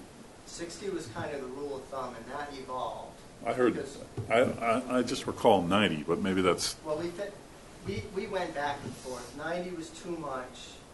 What really ended up happening is we kind of settled on 60, and the reason why it was 60 is because when you're fishing the harbor, you need to be able to catch quite a bit more conch than you do on the outside, because the efficiency of setting conch pots on the outside is very quick. I can haul 30 pots on the outside in the same amount of time that it takes me to haul 15 in the harbor and then find a new place to put those 15, because it's a smaller system and the areas are smaller and you really have to think about it. So after a while, if you have to think too hard about the 30 or 40 pots, maybe 20 are easy to set, but the other 20, you're like, I'm taking these out to the south because it's just taking me too long to put them on fertile ground. So before long, and I start with 60, before long you're down to like 30 or 40, and then you just keep sweeping those 30 or 40 over, because conchs are a lot like scallops, only they re-aggregate as a result of their own movement, whereas scallops get blown around in beds that are shacked up that you can't catch anything on. You get a wind, and then all of a sudden you can catch scallops again. It's sort of the same way with conch, but they have to, when you set that conch pot, conchs all go in there, and you catch a lot, and you're like, oh my God, there's tons of them here. But then you haul that pot up, and you set it down again, you won't get much. So you've got to leave, and then conchs, they know where the best spots are. They know where the food is. They follow it. So they will eventually re-aggregate into those areas if you allow them the chance. So the idea isn't to take 200 pots, throw them in the harbor, have a couple of good sets, and then not be able to find any good bottom to put your pots on anymore. Maybe you might be able to get 20 or 30 to fish. But to find good fishing for all your deer in the harbor, and I have some charts that I can show you. Nantucket Harbor is just like scalloping and also conching. Only half of it even has conch in it. So you've got half of a very small area, and if you're fishing more than 60 pots, you're not doing very well in half of those pots. And then you're thinking to yourself, well, geez, I should have these on the outside, because I could haul them and then 20 more and get them back in the water real quick and make more money doing a third as well, just because of the speed and the lack of having to deal with the laws of diminishing returns. And then the nice thing about having 60 is once you've swept through all of the grounds, you can go back to those areas that you started with and catch them up again and then sweep it through again. When I fish the harbor in a season with my 60 pots, I can probably sweep all the good areas 5 or 6 times. But that's it.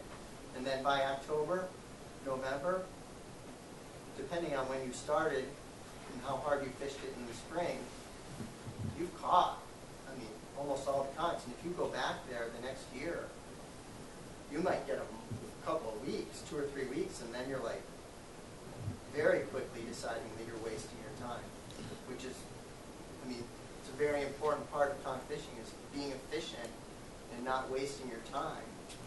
And if you can manage the fishery in the way that I described, in the way that the rules reflect, then it's worth your while. And as far as the whole thing, and I know that, Dan had mentioned something about the whole predator issue. When we fish the harbor, every other year, we remove a lot of conch. And, people know it. People see the conchs in the boats. I've talked to a lot of guys. They're always thankful. They're always like, that's great that you're getting them. And, we're not getting them all because you never will, because as soon as the catch rate drops below a certain pound per pot, you're out into the sound.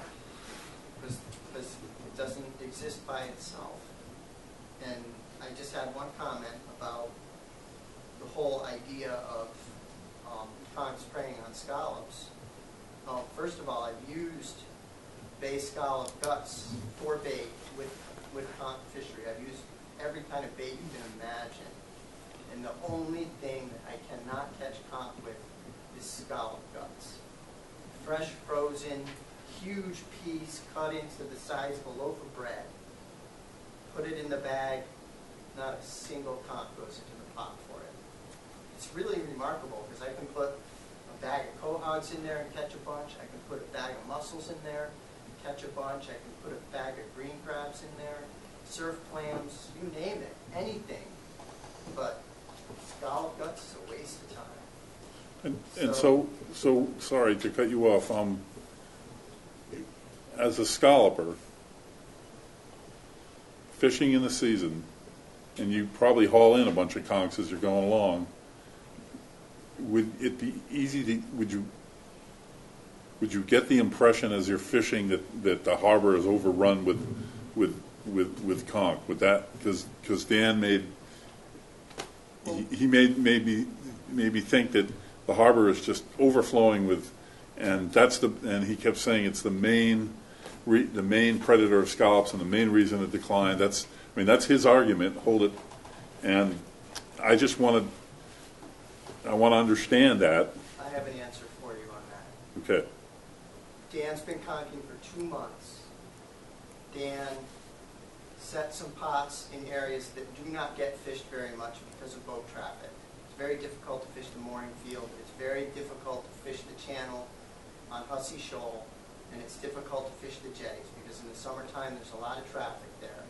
So those areas, for that reason, don't get fished very much. They also happen to be very good conch areas. I mean, forget the mooring field. You can't touch that except in the fall and the very early spring. So the conchs can get built up in those areas. And yeah, when you set a pot in those areas, they fill right up. But you have to remember, I can go, if I had gone to Pest House Channel 2 years ago, threw my dredges over and caught 5 bushels of scallops on one tow, and I come back and I tell Carl that the freaking harbor is overrun with scallops and that we're going to have the best year we've ever had, Carl's probably going to look at me and say, I think you're going to need to look around a little bit more than that, Matt, before you decide that the harbor is full of scallops. I fished that channel for 6 weeks, and I had many 2- and 3-box tows. Good fishing, lots of animals. You would have thought, if you didn't know any better, that the harbor was loaded with scallops. Yeah.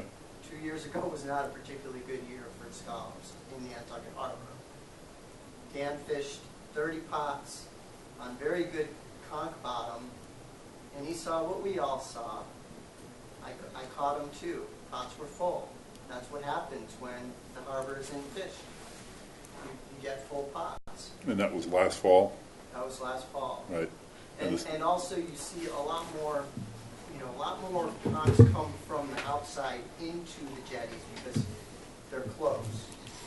So, way up in Walminnet, I consider that those conchs are pretty much localized and they aren't really intruders from the outside. I think that you get a lot of exchange in conch populations between the outside and the jetties mooring field area. And they're very good areas for catching conchs, but Dan didn't stay fishing in those areas for more than a week before he felt the need to go up harbor because he fished them out. In a few, I think his gear was at the jetties for 5 or 6 sets, and then he moved on because he caught them. And then you catch them along Hussey Shoal, and then you move on. And then maybe 3 months later, you're off the Cascade, catching them there. And Go back. and so it was Andy's turn. He was taking over Andy's turn to fish that year. Is that correct? 2015 should have been a closed year. The fact that Dan even fished last year was in violation of it was basically a technicality that allowed him to do that, because the regulation got published in March of 2015. Right. Andy didn't sell his permit until October. It was a closed year because Andy had fished it in 2014, and I was to fish it in 2016. Yeah. But Dan decided that he didn't want to recognize the closure, and then when I saw him put his pots there, I said, Dan, what are you doing? It's closed. And he said, prove it. So I called the Department of the Natural Resources and had a conversation with Jeff, and Jeff said, well, you know, all of this happened so quickly, in the regulations it says that the schedule of closures must be approved by the Board of Selectmen. So that formality had never been undertaken. And so that's what Dan was saying, is you guys don't have a formal closure schedule, so I'm allowed to fish. And then Jeff said, Dan, well, you realize that, okay, if you want to play it that way, then it's going to close next year. Because this year, 2015, will have to be treated as a fish year if you do that. And Jeff called me and he said, Matt, Dan's going to fish this year. It's going to take too long to get this schedule in. You might as well put your gear in the water and get your share. So I did. So Dan and I fished it for 2 months with the full understanding that it would be closed in 2016. And but it's in the regulations that it's every other year. yes, It's but 2015 was a closed year. No one fished that harbor until Dan set his first pot in it in October. It had been unfished for, the better part. I mean, for the whole season, I didn't fish it. But the regulations say every other year. So that's the schedule that is set. But it has to be, technically, I guess it had to be approved by the selectmen. It had to be filed with the Board of Selectmen, which it currently is. It shows 2015 was the year that fishing occurred. 2016 is closed. So it's essentially a odd year open, even year closed. Okay. So now it's set. So if he fishes next year, then he's in trouble because. Well, if he fishes when the season opens in another 10 days, you would be in violation of the local bylaw. Okay. All right. Fishing, I just want to make it clear too. It was one of the whole purposes of, if you go to the last couple pages of the regulations, there are 2 maps that define the area of Nantucket Harbor Right. and the area of Nantucket Harbor. It's tied very closely to the crown fishery because we wanted to establish those lines and areas clearly for a lot of purposes, but for the purpose of this, if you go outside those lines, there's no closure.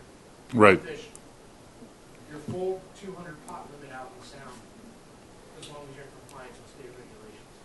When you come into the harbor in the area that the town has defined as the 2 harbors, that's when you have to also meet the town regulations. Meeting the town regulations, meaning having a year-round. Correct. But License for the town. But the every other year only applies to Nantucket Harbor, is what I remember. I don't remember applying to Nantucket Harbor. No, it's both. It's both. Both the harbors are addressing that. Okay. That would make it even more. Right. Okay. Board members, questions and comments? I just had a comment on the predators. I don't have the reference. It may be difficult to find. But at one of the meetings I attended, somebody was trying to define how big a predator, how much of a problem the conchs were to the hard clams. And So they put him in an enclosure with a bunch of clams and a conch. And basically the conch ate one clam every month. An adult conch averaged a little over 1.1 clams per month. So when you're looking at one animal per month per conch, that's not a major predator of the scallops. The crabs do a much bigger job on them, as do probably the diving birds. Wendy? Thank you for your comments, both Mr. Ellis and Mr. Herr. Hearing those comments, it sounds to me that these gentlemen were doing exactly what these gentlemen are proposing to do, and that is to protect the species. The only difference is this is in place and has been working, and this is about to be an experiment. It sounds to me like the plan that was in place worked for many years. It sounds to me like a disruption has taken place. And hopefully the agreed upon gentlemanly situation that was taking place can get back in place for both the protection of the species as well as for the comfortableness of all involved. I won't have any say if you continue this after this evening, but I see no reason to support anything that was brought before this board at our last meeting to change what is already in place. Andy? Several questions, comments. First of all, Dr. Boyce, when you mentioned the conch being put in a tank with some, you said hard-shell clams, you mean the cohog? Yeah, mercenary. Yeah. But never was it done with a scallop? Right. Correct? It has not been No, done it's not been done with a scallop. The comparison there, to me, is there's no comparison, and if I may, Mr. Chairman, over to Mr. Herr. Yes. Matt, you use scallop guts for bait. Did you ever sacrifice some scallop eyes? I did. No, it was the same thing. I'm going to go back to my favorite decade, the 70s, and think of the 4 old fishermen that I fished with back then that were well respected, fished for years, and they all considered the conch as the major predator. Maybe they were all wrong, but these guys had a lot of wisdom. And this is back when there were 150 boats in the fleet in the harbor alone. And you saw everybody who pulled up a conch smash those conchs on the cleat and throw them back in the water. Now, granted, at that time, the conch had zero value. They were not fished. But when I see the size limit that you're allowed to take, and all the ones that are left behind because of that size limit, I don't think you could ever eradicate the conch from the harbor because of the size limit implication there. But so I'm having a hard time agreeing with the science and letting go of the old-fashioned wisdom from the 70s. And I respect Mr. Ellis for what he has to say, and I respect what you have to say. Mr. Pronk, unfortunately, isn't here. But I'm a little on the fence on which way to go with this, because my opinion would be to do the best we can to eradicate the conch from the harbor, and because of the scallop being more important, more succulent, more popular. So, but please, I see Tara is dying to say something, so hand it back over to you to recognize that it looks like there's maybe a response. Tara? Yeah, I had a few comments as a biologist on the very issue that you're talking about. I don't think anyone is debating whether or not conchs are predators of shellfish, but I mean, you have to consider in Nantucket Harbor that there are a lot of predators of shellfish. You have starfish, finfish, all kinds of crabs, and the predators that are of commercial economic value are the ones that have the limits and the regulations associated with them. So I think that's an important point. And then how many scallops do conch really eat? I mean, that's a question that I'm concerned about because I'm involved in scallop restoration. And Jeff and I were talking, and we made some phone calls to some people in our region that are also doing scallop restoration. And it turns out that Dr.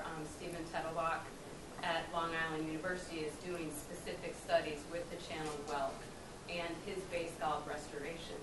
And he found that channeled whelk actually eat 1 bay scallop per day. It's not their preferred food. They enjoy quahogs and mussels and stuff like that, but he didn't seem to be worried about it at all.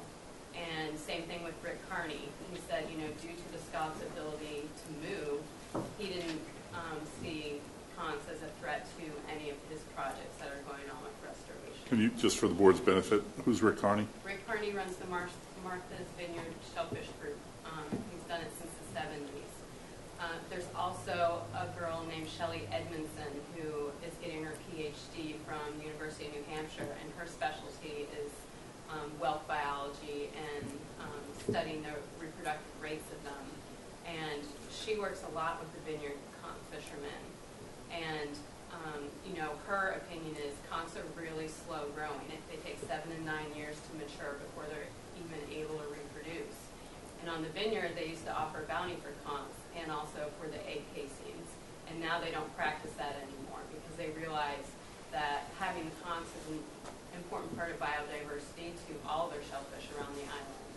And she seems to think that if you were not to have any limits in a conch fishery in a small area, that it would be possible to wipe out the entire population. And I think in a case like ours, it's really important to consider the biodiversity. You know, conchs aren't as glamorous as the scallops or the clams, but they still are equally as important. And I think that some consideration should be given to them. And also, they're a native species. So I think it would be really short-sighted if you were to consider wiping out a native species when you have green crabs all over the place eating your scallops. And we are working on programs, actually with Carl, to try to eradicate some of the more invasive species that are doing more harm than you realize. Can you say, Tara, how much do the conch depend on eelgrass for survival?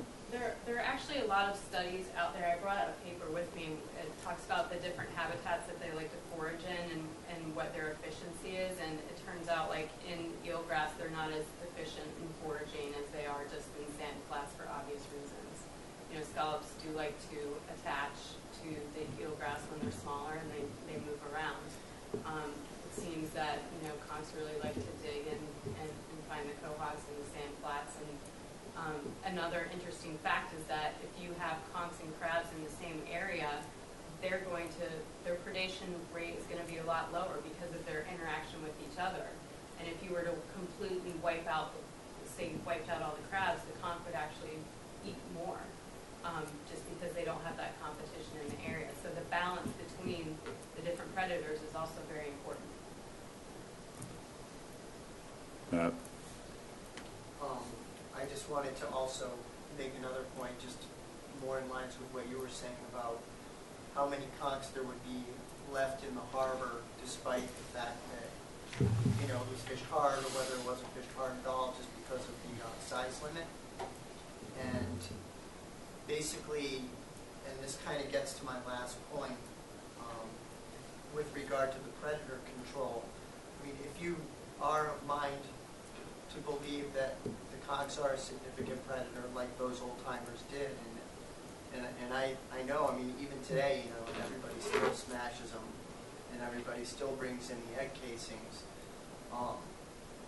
But the way that I propose and have been proposing to fish the harbor, I believe probably removes more conch than any other method of fishing on conch in the harbor, because by having a small amount of gear that you're repeatedly sweeping over the beds, you're allowing for those conchs to re-aggregate so that when you get back into that area, you're hitting them again. If you have large amounts of gear, you're basically shooting holes in everything, and then all of a sudden you can't find bottom to put your pots on that hasn't already been fished. Your catch rates go down, and so before long you're packing up your gear and bringing it out into the Sound, because the Sound is a very good place to fish.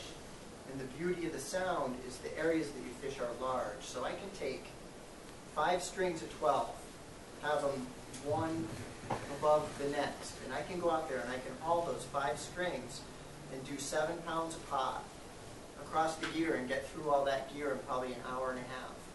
If I go into the harbor and I've got 60 pots and I've been fishing for 2 months and only 40 of them are really doing well, and I have to struggle to find where I'm going to put the other 20, it makes sense for me to bring those other 20 back into the Sound and fish on 1/3 of the conch that I was catching in the harbor, because of the time involved. Because you've got to go way out of your way to fish the harbor.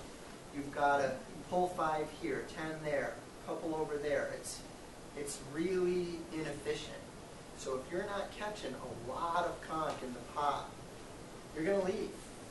You know, and that's why I say my most important point is that harbor will never be fished any harder than it is profitable to do so. And because of the Sound, that line, that bar is up. So I don't care if you've got 200 pots in the harbor, I don't care if you've got 60. As soon as those catch limits drop down, that's the maximum level of predator control you're going to get. And I would say that to have someone sweeping the 60 pots and never having a reason to take those pots out of the harbor is going to catch you thousands more pounds of predators than someone who just wants to come in, saturate the area, fish for 2 weeks, and then leave. And then that level of complete culling of the conch population happening every other year is giving you one heck of a lot of predator control. A lot of it. And then you've also, like Tara said, if you're going to wipe out all the conchs, which are causing tension with the green crabs, and the conchs eat the green crabs are probably by far the greatest predator on the scallops. If you take out all the conchs, the green crabs are going to go nuts. They're going to have a field day. They'll be like, there's no conchs in the way of getting at those scallops. A green crab will eat 8 or 10 scallops a day. So you're basically giving the freaking green crabs the key to the hen house by taking out the conchs. So you have to be really careful with that too. And those green crabs are invasive. They haven't been around. I mean, when did we get them? 10 years ago? When do you guys think we got the green crabs? Longer than that. Longer than that? They came over Colonial Line. If I may respond quickly, Mr. Chairman, to Yeah. Mr. Herr, I'd just like to say I appreciate your research, and you've enlightened me. Thank you. And Tara also. Jeff and then Ron. Sure, just, and not for nothing, I think it's an interesting point given what's agenda item earlier, is conch is actually a species that's targeted in our shellfish management plan as a species to maintain and enhance, along with hardshell clams, bay scallops, and things, because it's an important native shellfish to the area. And I think, not for nothing, looking at the last 5 years of conch management, is our shellfish management plan came to be, our bylaw review worker came to be, and developed these things. And at the same time, the state released, really the first time I had seen it, this year-by-year progressive increase in size limit on conch. I know they stalled it out for a year, but it's clearly a species that the state has some concern about how it's being managed and how it's being harvested. And I think this is an opportunity for Nantucket again to say, we're proactively looking at our fisheries. We're looking at something in a means of maintenance and conservation it's an important species. I mean, it's a species that has a bit of a bad reputation through history, but it's important. I mean, it provides an important role to the harbor that it's always been. I mean, even before we were fishing for bass scallops or fishing for conch and bass scallops and clams had a nice happy existence together here before we were harvesting them. And they had a nice balance where there was plenty for all. I mean, they belong here. They have a niche that they feel that's very important. And I think, you know, taking progressive steps to manage them effectively, to know that they're sustaining themselves but in a controlled manner, you know, helping to deal with things like green crabs or their interactions with blue crabs that are native and other species is super important. I think that the regulations we have are clear to the intent, and I think they accomplish the goal very well. It's something that we should be proud of, to be this progressive in handling those species. And it fits our shellfish management plan too, just kind of as a side that we were thinking about even, you know, in 2010 to 2012 now that we've evolved. Thanks, Jeff. Ron, go ahead. Just a quick point of information. Tara mentioned Rick Carney. The annual Shellfish Association meeting this year, which I think is next month, I don't know the exact date, he's going to be a guest speaker if anyone is interested. Okay. Thanks. No. Ken. Well, I have a lot to say, given the hour. I'm not going to say any of it. But I would like to make a motion, if I may. Can you hold your motion and let Bill talk and then? Sure. Okay, Bill, did you have something to say? Well, no, Matt's answered a number of my questions. I had one question, Matt. If, with a new size limit, would that in any way help it, you know, so we wouldn't be able to catch them all? Would it be better or possible to harvest them every year with, you know, with the size limit you got, or do you think that still going by every other year is probably more effective? My experience in going every year is you get to that second year and you don't catch very many. And you get progressively more, you start to feel quickly like you're wasting your time because there is good fishing that's under heavy competition on the outside.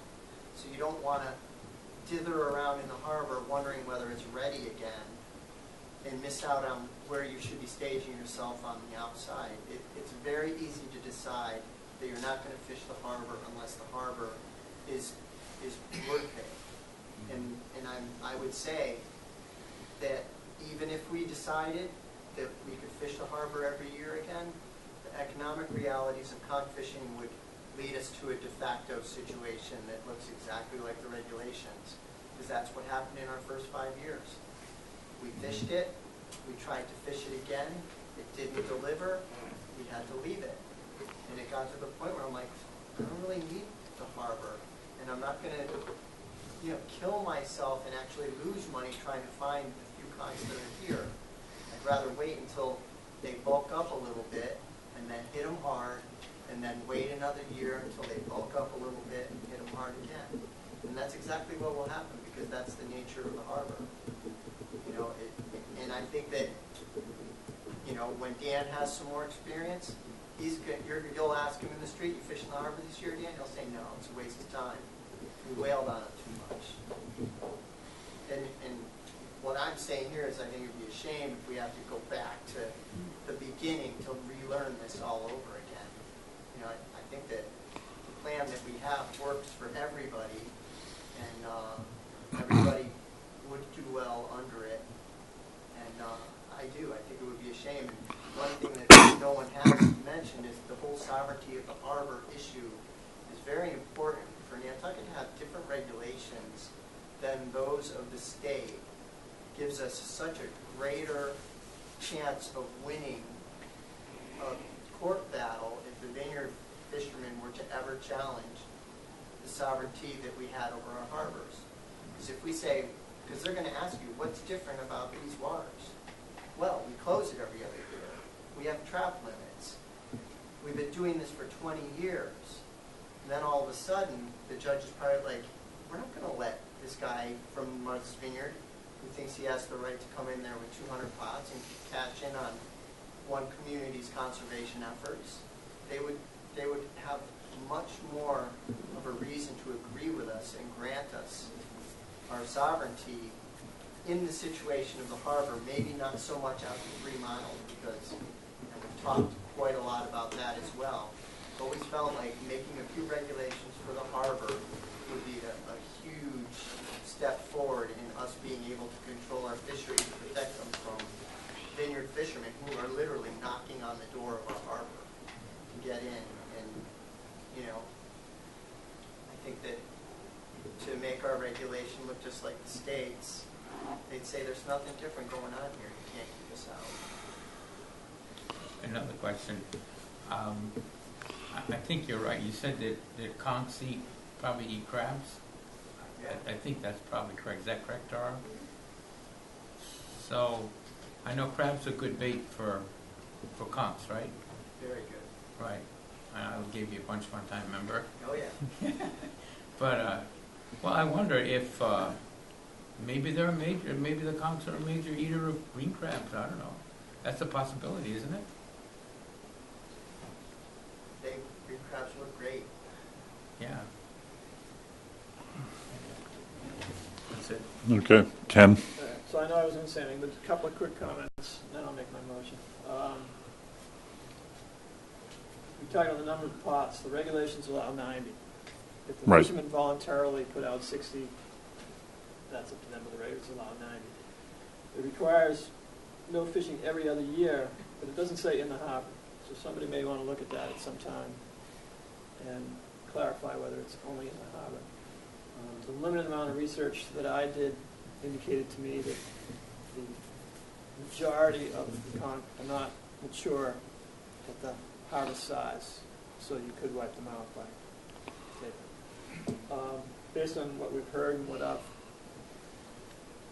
learned and everything else, I would like to make a motion that the board notify the selectmen that we are not in favor of amending the regulations to allow fishing conch every year. Second. Discussion. Mr. Chairman? Andy? May I quickly, could we ask Mr. Sherlin if he has an opinion?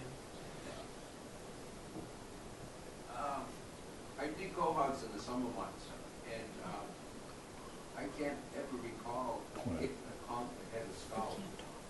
But I have got conchs, the ones I do get, they run deep the sand, they keep their co-op, they come up. Probably every other one has a co-op, but I don't know how long it takes him to eat that co-op. Eat that co-op, and it may be, one co-op might satisfy you for more than 6 weeks, I really don't know. But eating scallops, the scallop can take in cents, the conch coming, and you can move quicker with the co-op can. That's just my opinion. Is there any other discussion on the motion? If not, all those in favor of Mr. Gullickson's motion? Aye. Okay. Okay. So I take that motion and that vote to mean that I'm writing a letter to the Board of Selectmen on the board's behalf. Is that correct? Yes. Okay. And if you don't mind, Matt, I would like to get together with you so that I get my facts correct, and I may call you as well, Jeff, if I. Okay. What's the public hearing on this again? It's the 20th, I believe. At the selectmen's meeting? Yeah, that's what I heard from. Did I hear that from you, Andy? It's scanned through the paper. It's printed in the recent Inky Mirror. Okay. Yeah. All right. So we moved it from the chairman's report down to here. We're going to have a sort of a little informal remembrances session for outgoing Harbor and Shellfish Advisory Board members, and that was your request, Wendy. So if you want to explain that. I just didn't know if the people that were leaving wanted to say anything before we left. And being a gentleman, I'd like to let Dr. Boyce go first. Well, all I can say is that early on in my tenure on SHAD, you were the chairman, and we had the discussion where the nub rule got introduced, and this was in the back of what was still the electric company, I think, at the time, or had just been the electric company, and we had 50 scallopers in the room, and I remember you ruling them with an iron hand and making sense out of what otherwise would have been chaos. And I thought, man, that's a good chairman. Thank you. And if I may, Mr. Chairman, I remember the same meeting, and I was afraid to go to the parking lot because I thought that my tires would be flat and my car would be egged. I just wanted to say this is my last meeting, and I've been enriched from being on the board, from everyone involved. People in the audience, they come and they bring their concerns, and they're most interesting. Under the direction of Chief Pittman, Chief Lucy's the harbor master, her dedication and devotion in all seasons, both summer and winter, is honorable. The growth that I've seen in the Natural Resource Department, both with Tara and her research and the revamping of the hatchery, Jeff with his overseeing of the entire department as well as the wardens. It's commendable. And to my peers on the board, Dr. Boyce, your knowledge and scientific perspective has been a tremendous asset to this board ever since you came on it. And to Bill Blount and past Doug Smith, your knowledge and expertise in the fishing industry, I wanted to say, was admirable. And I consider you both to be an endangered species.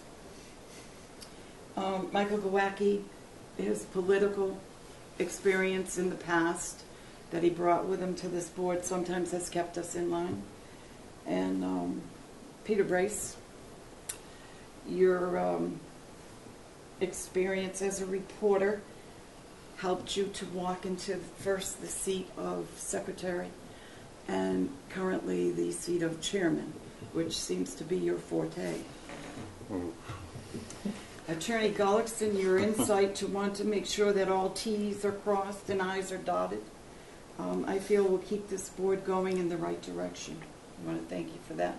And Andy Lowell, your fresh outlook and strong enthusiasm will inspire this commission, I'm sure, for many years to come.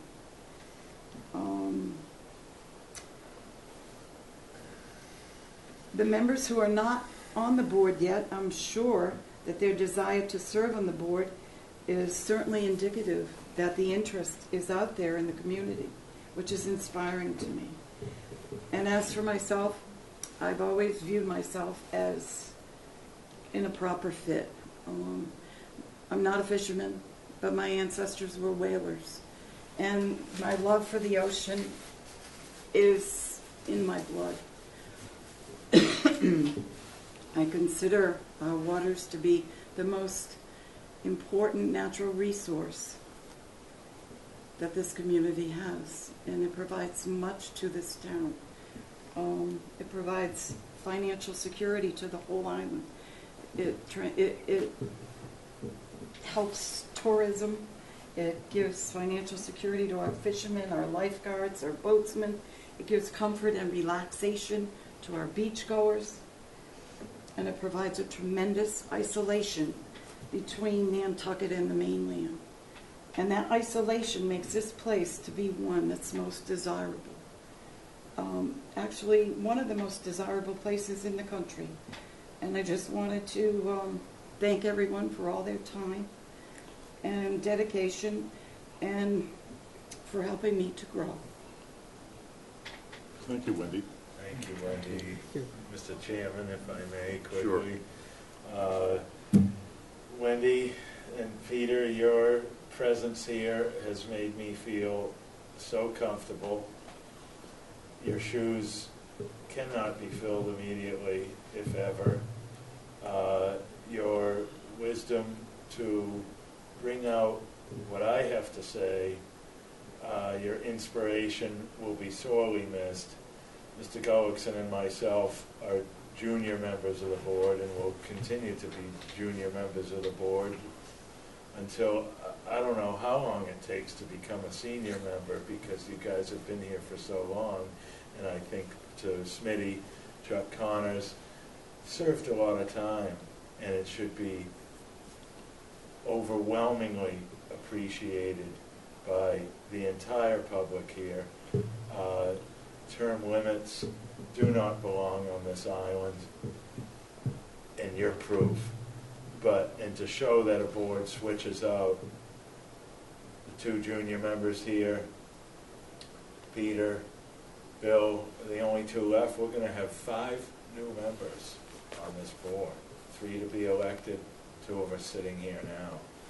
And it just goes to show that there is turnover at some point. But how good that turnover is, I don't know, because like I said, your shoes, both of you, will be very difficult to fill. You're going to be sorely missed. Thank you. Thanks for being here. Thanks for your inspiration. I wish I could get at least another year of it.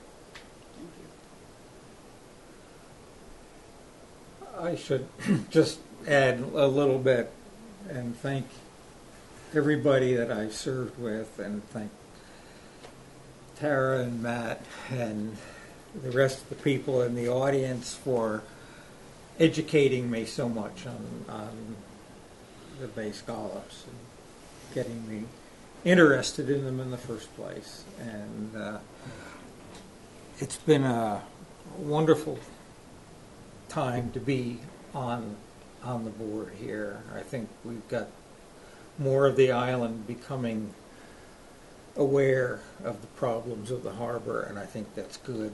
I think it's actually critical. And I'm only sorry to say that come mid-May, I will be leaving Nantucket, so it's been wonderful. Wow. Thank you all. Thank you, Peter. And I just want to say that I wouldn't be a chairman without Wendy and Peter, both former chairmen, giving me the advice that I need, steering me, pushing me in the right direction, sometimes getting mad at me. No way I could have done it without either of you guys. And I just want to say, Mr. Chairman, you run the longest meetings we ever had. Well. All right.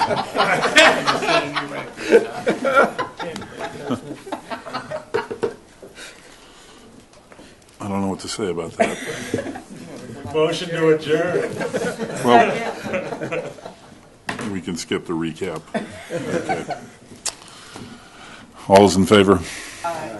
Aye. That's okay. I had to learn. No, it's a lot of material you can Tara and Jeff, thanks for your presence here. It's very Still much want to appreciative.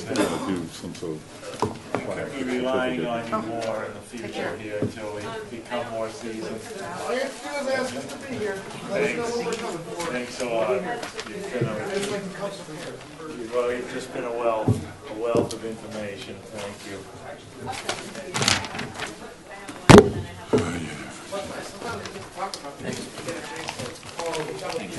Sure, Bill. Thank you.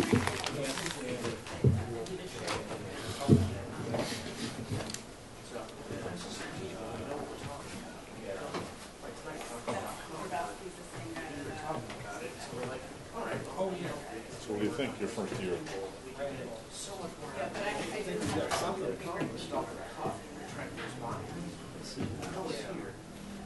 For the slip and mooring thing, So much more. it would be helpful if you could write up some sort of narrative, say, what, you know, why we're doing this.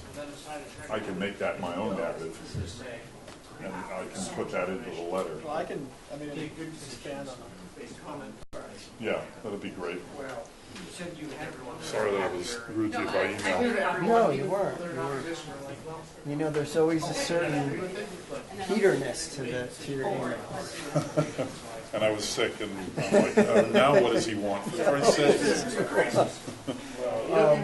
Anytime you want to get together, just let me know. Yeah. If you want to go over some questions that you might have. I want to get the legalities. I want to get the regulations. When I write about it in the letter to the selectmen, I want to make sure that it's accurate. Because one of the things I'm afraid of is that, thanks, Ken. One of the things I'm afraid of is that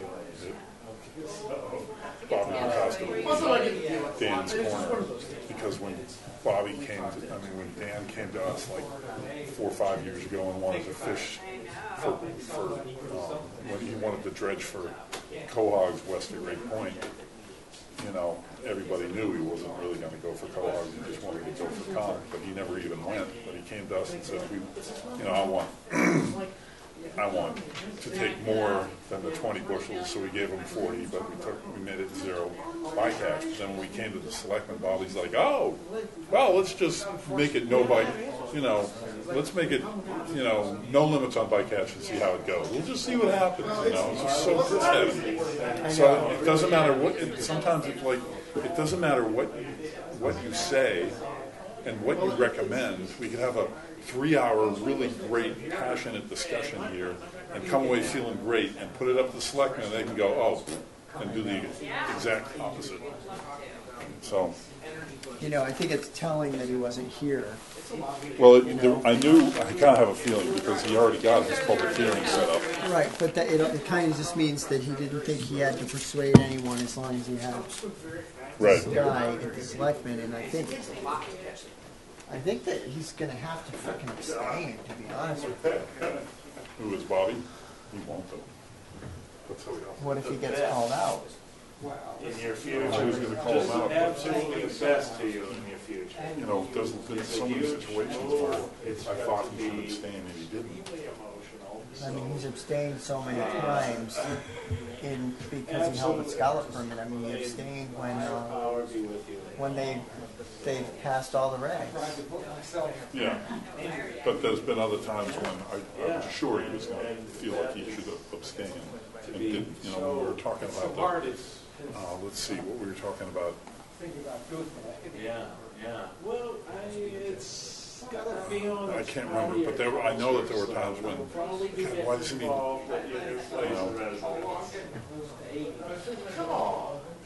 When he worked for Jamie Feely. Well, that's what's when the SPPF discussions were going on at various times. He was an independent contractor working for Jamie Feely, and Jamie Feely is the manager, the construction manager for SPPF, and he never abstained. Just la-di-da, no big deal. Just. It'll be interesting to see how. What the argument is going to come down to. Yeah, well, it's going to have to be him. There's only 2 things that it can really come down to. Nobody knows. I mean, I guess you kind of know. The reason why he thinks that these regulations should change. Who, Dan? Yeah, like why? Because is there a good reason? Like, can he present a good reason? Do you think that he can present a good reason why these regulations should change? Let's go outside. There's only 2 of us here. Yeah, that's true. I don't know what he can come up with. This,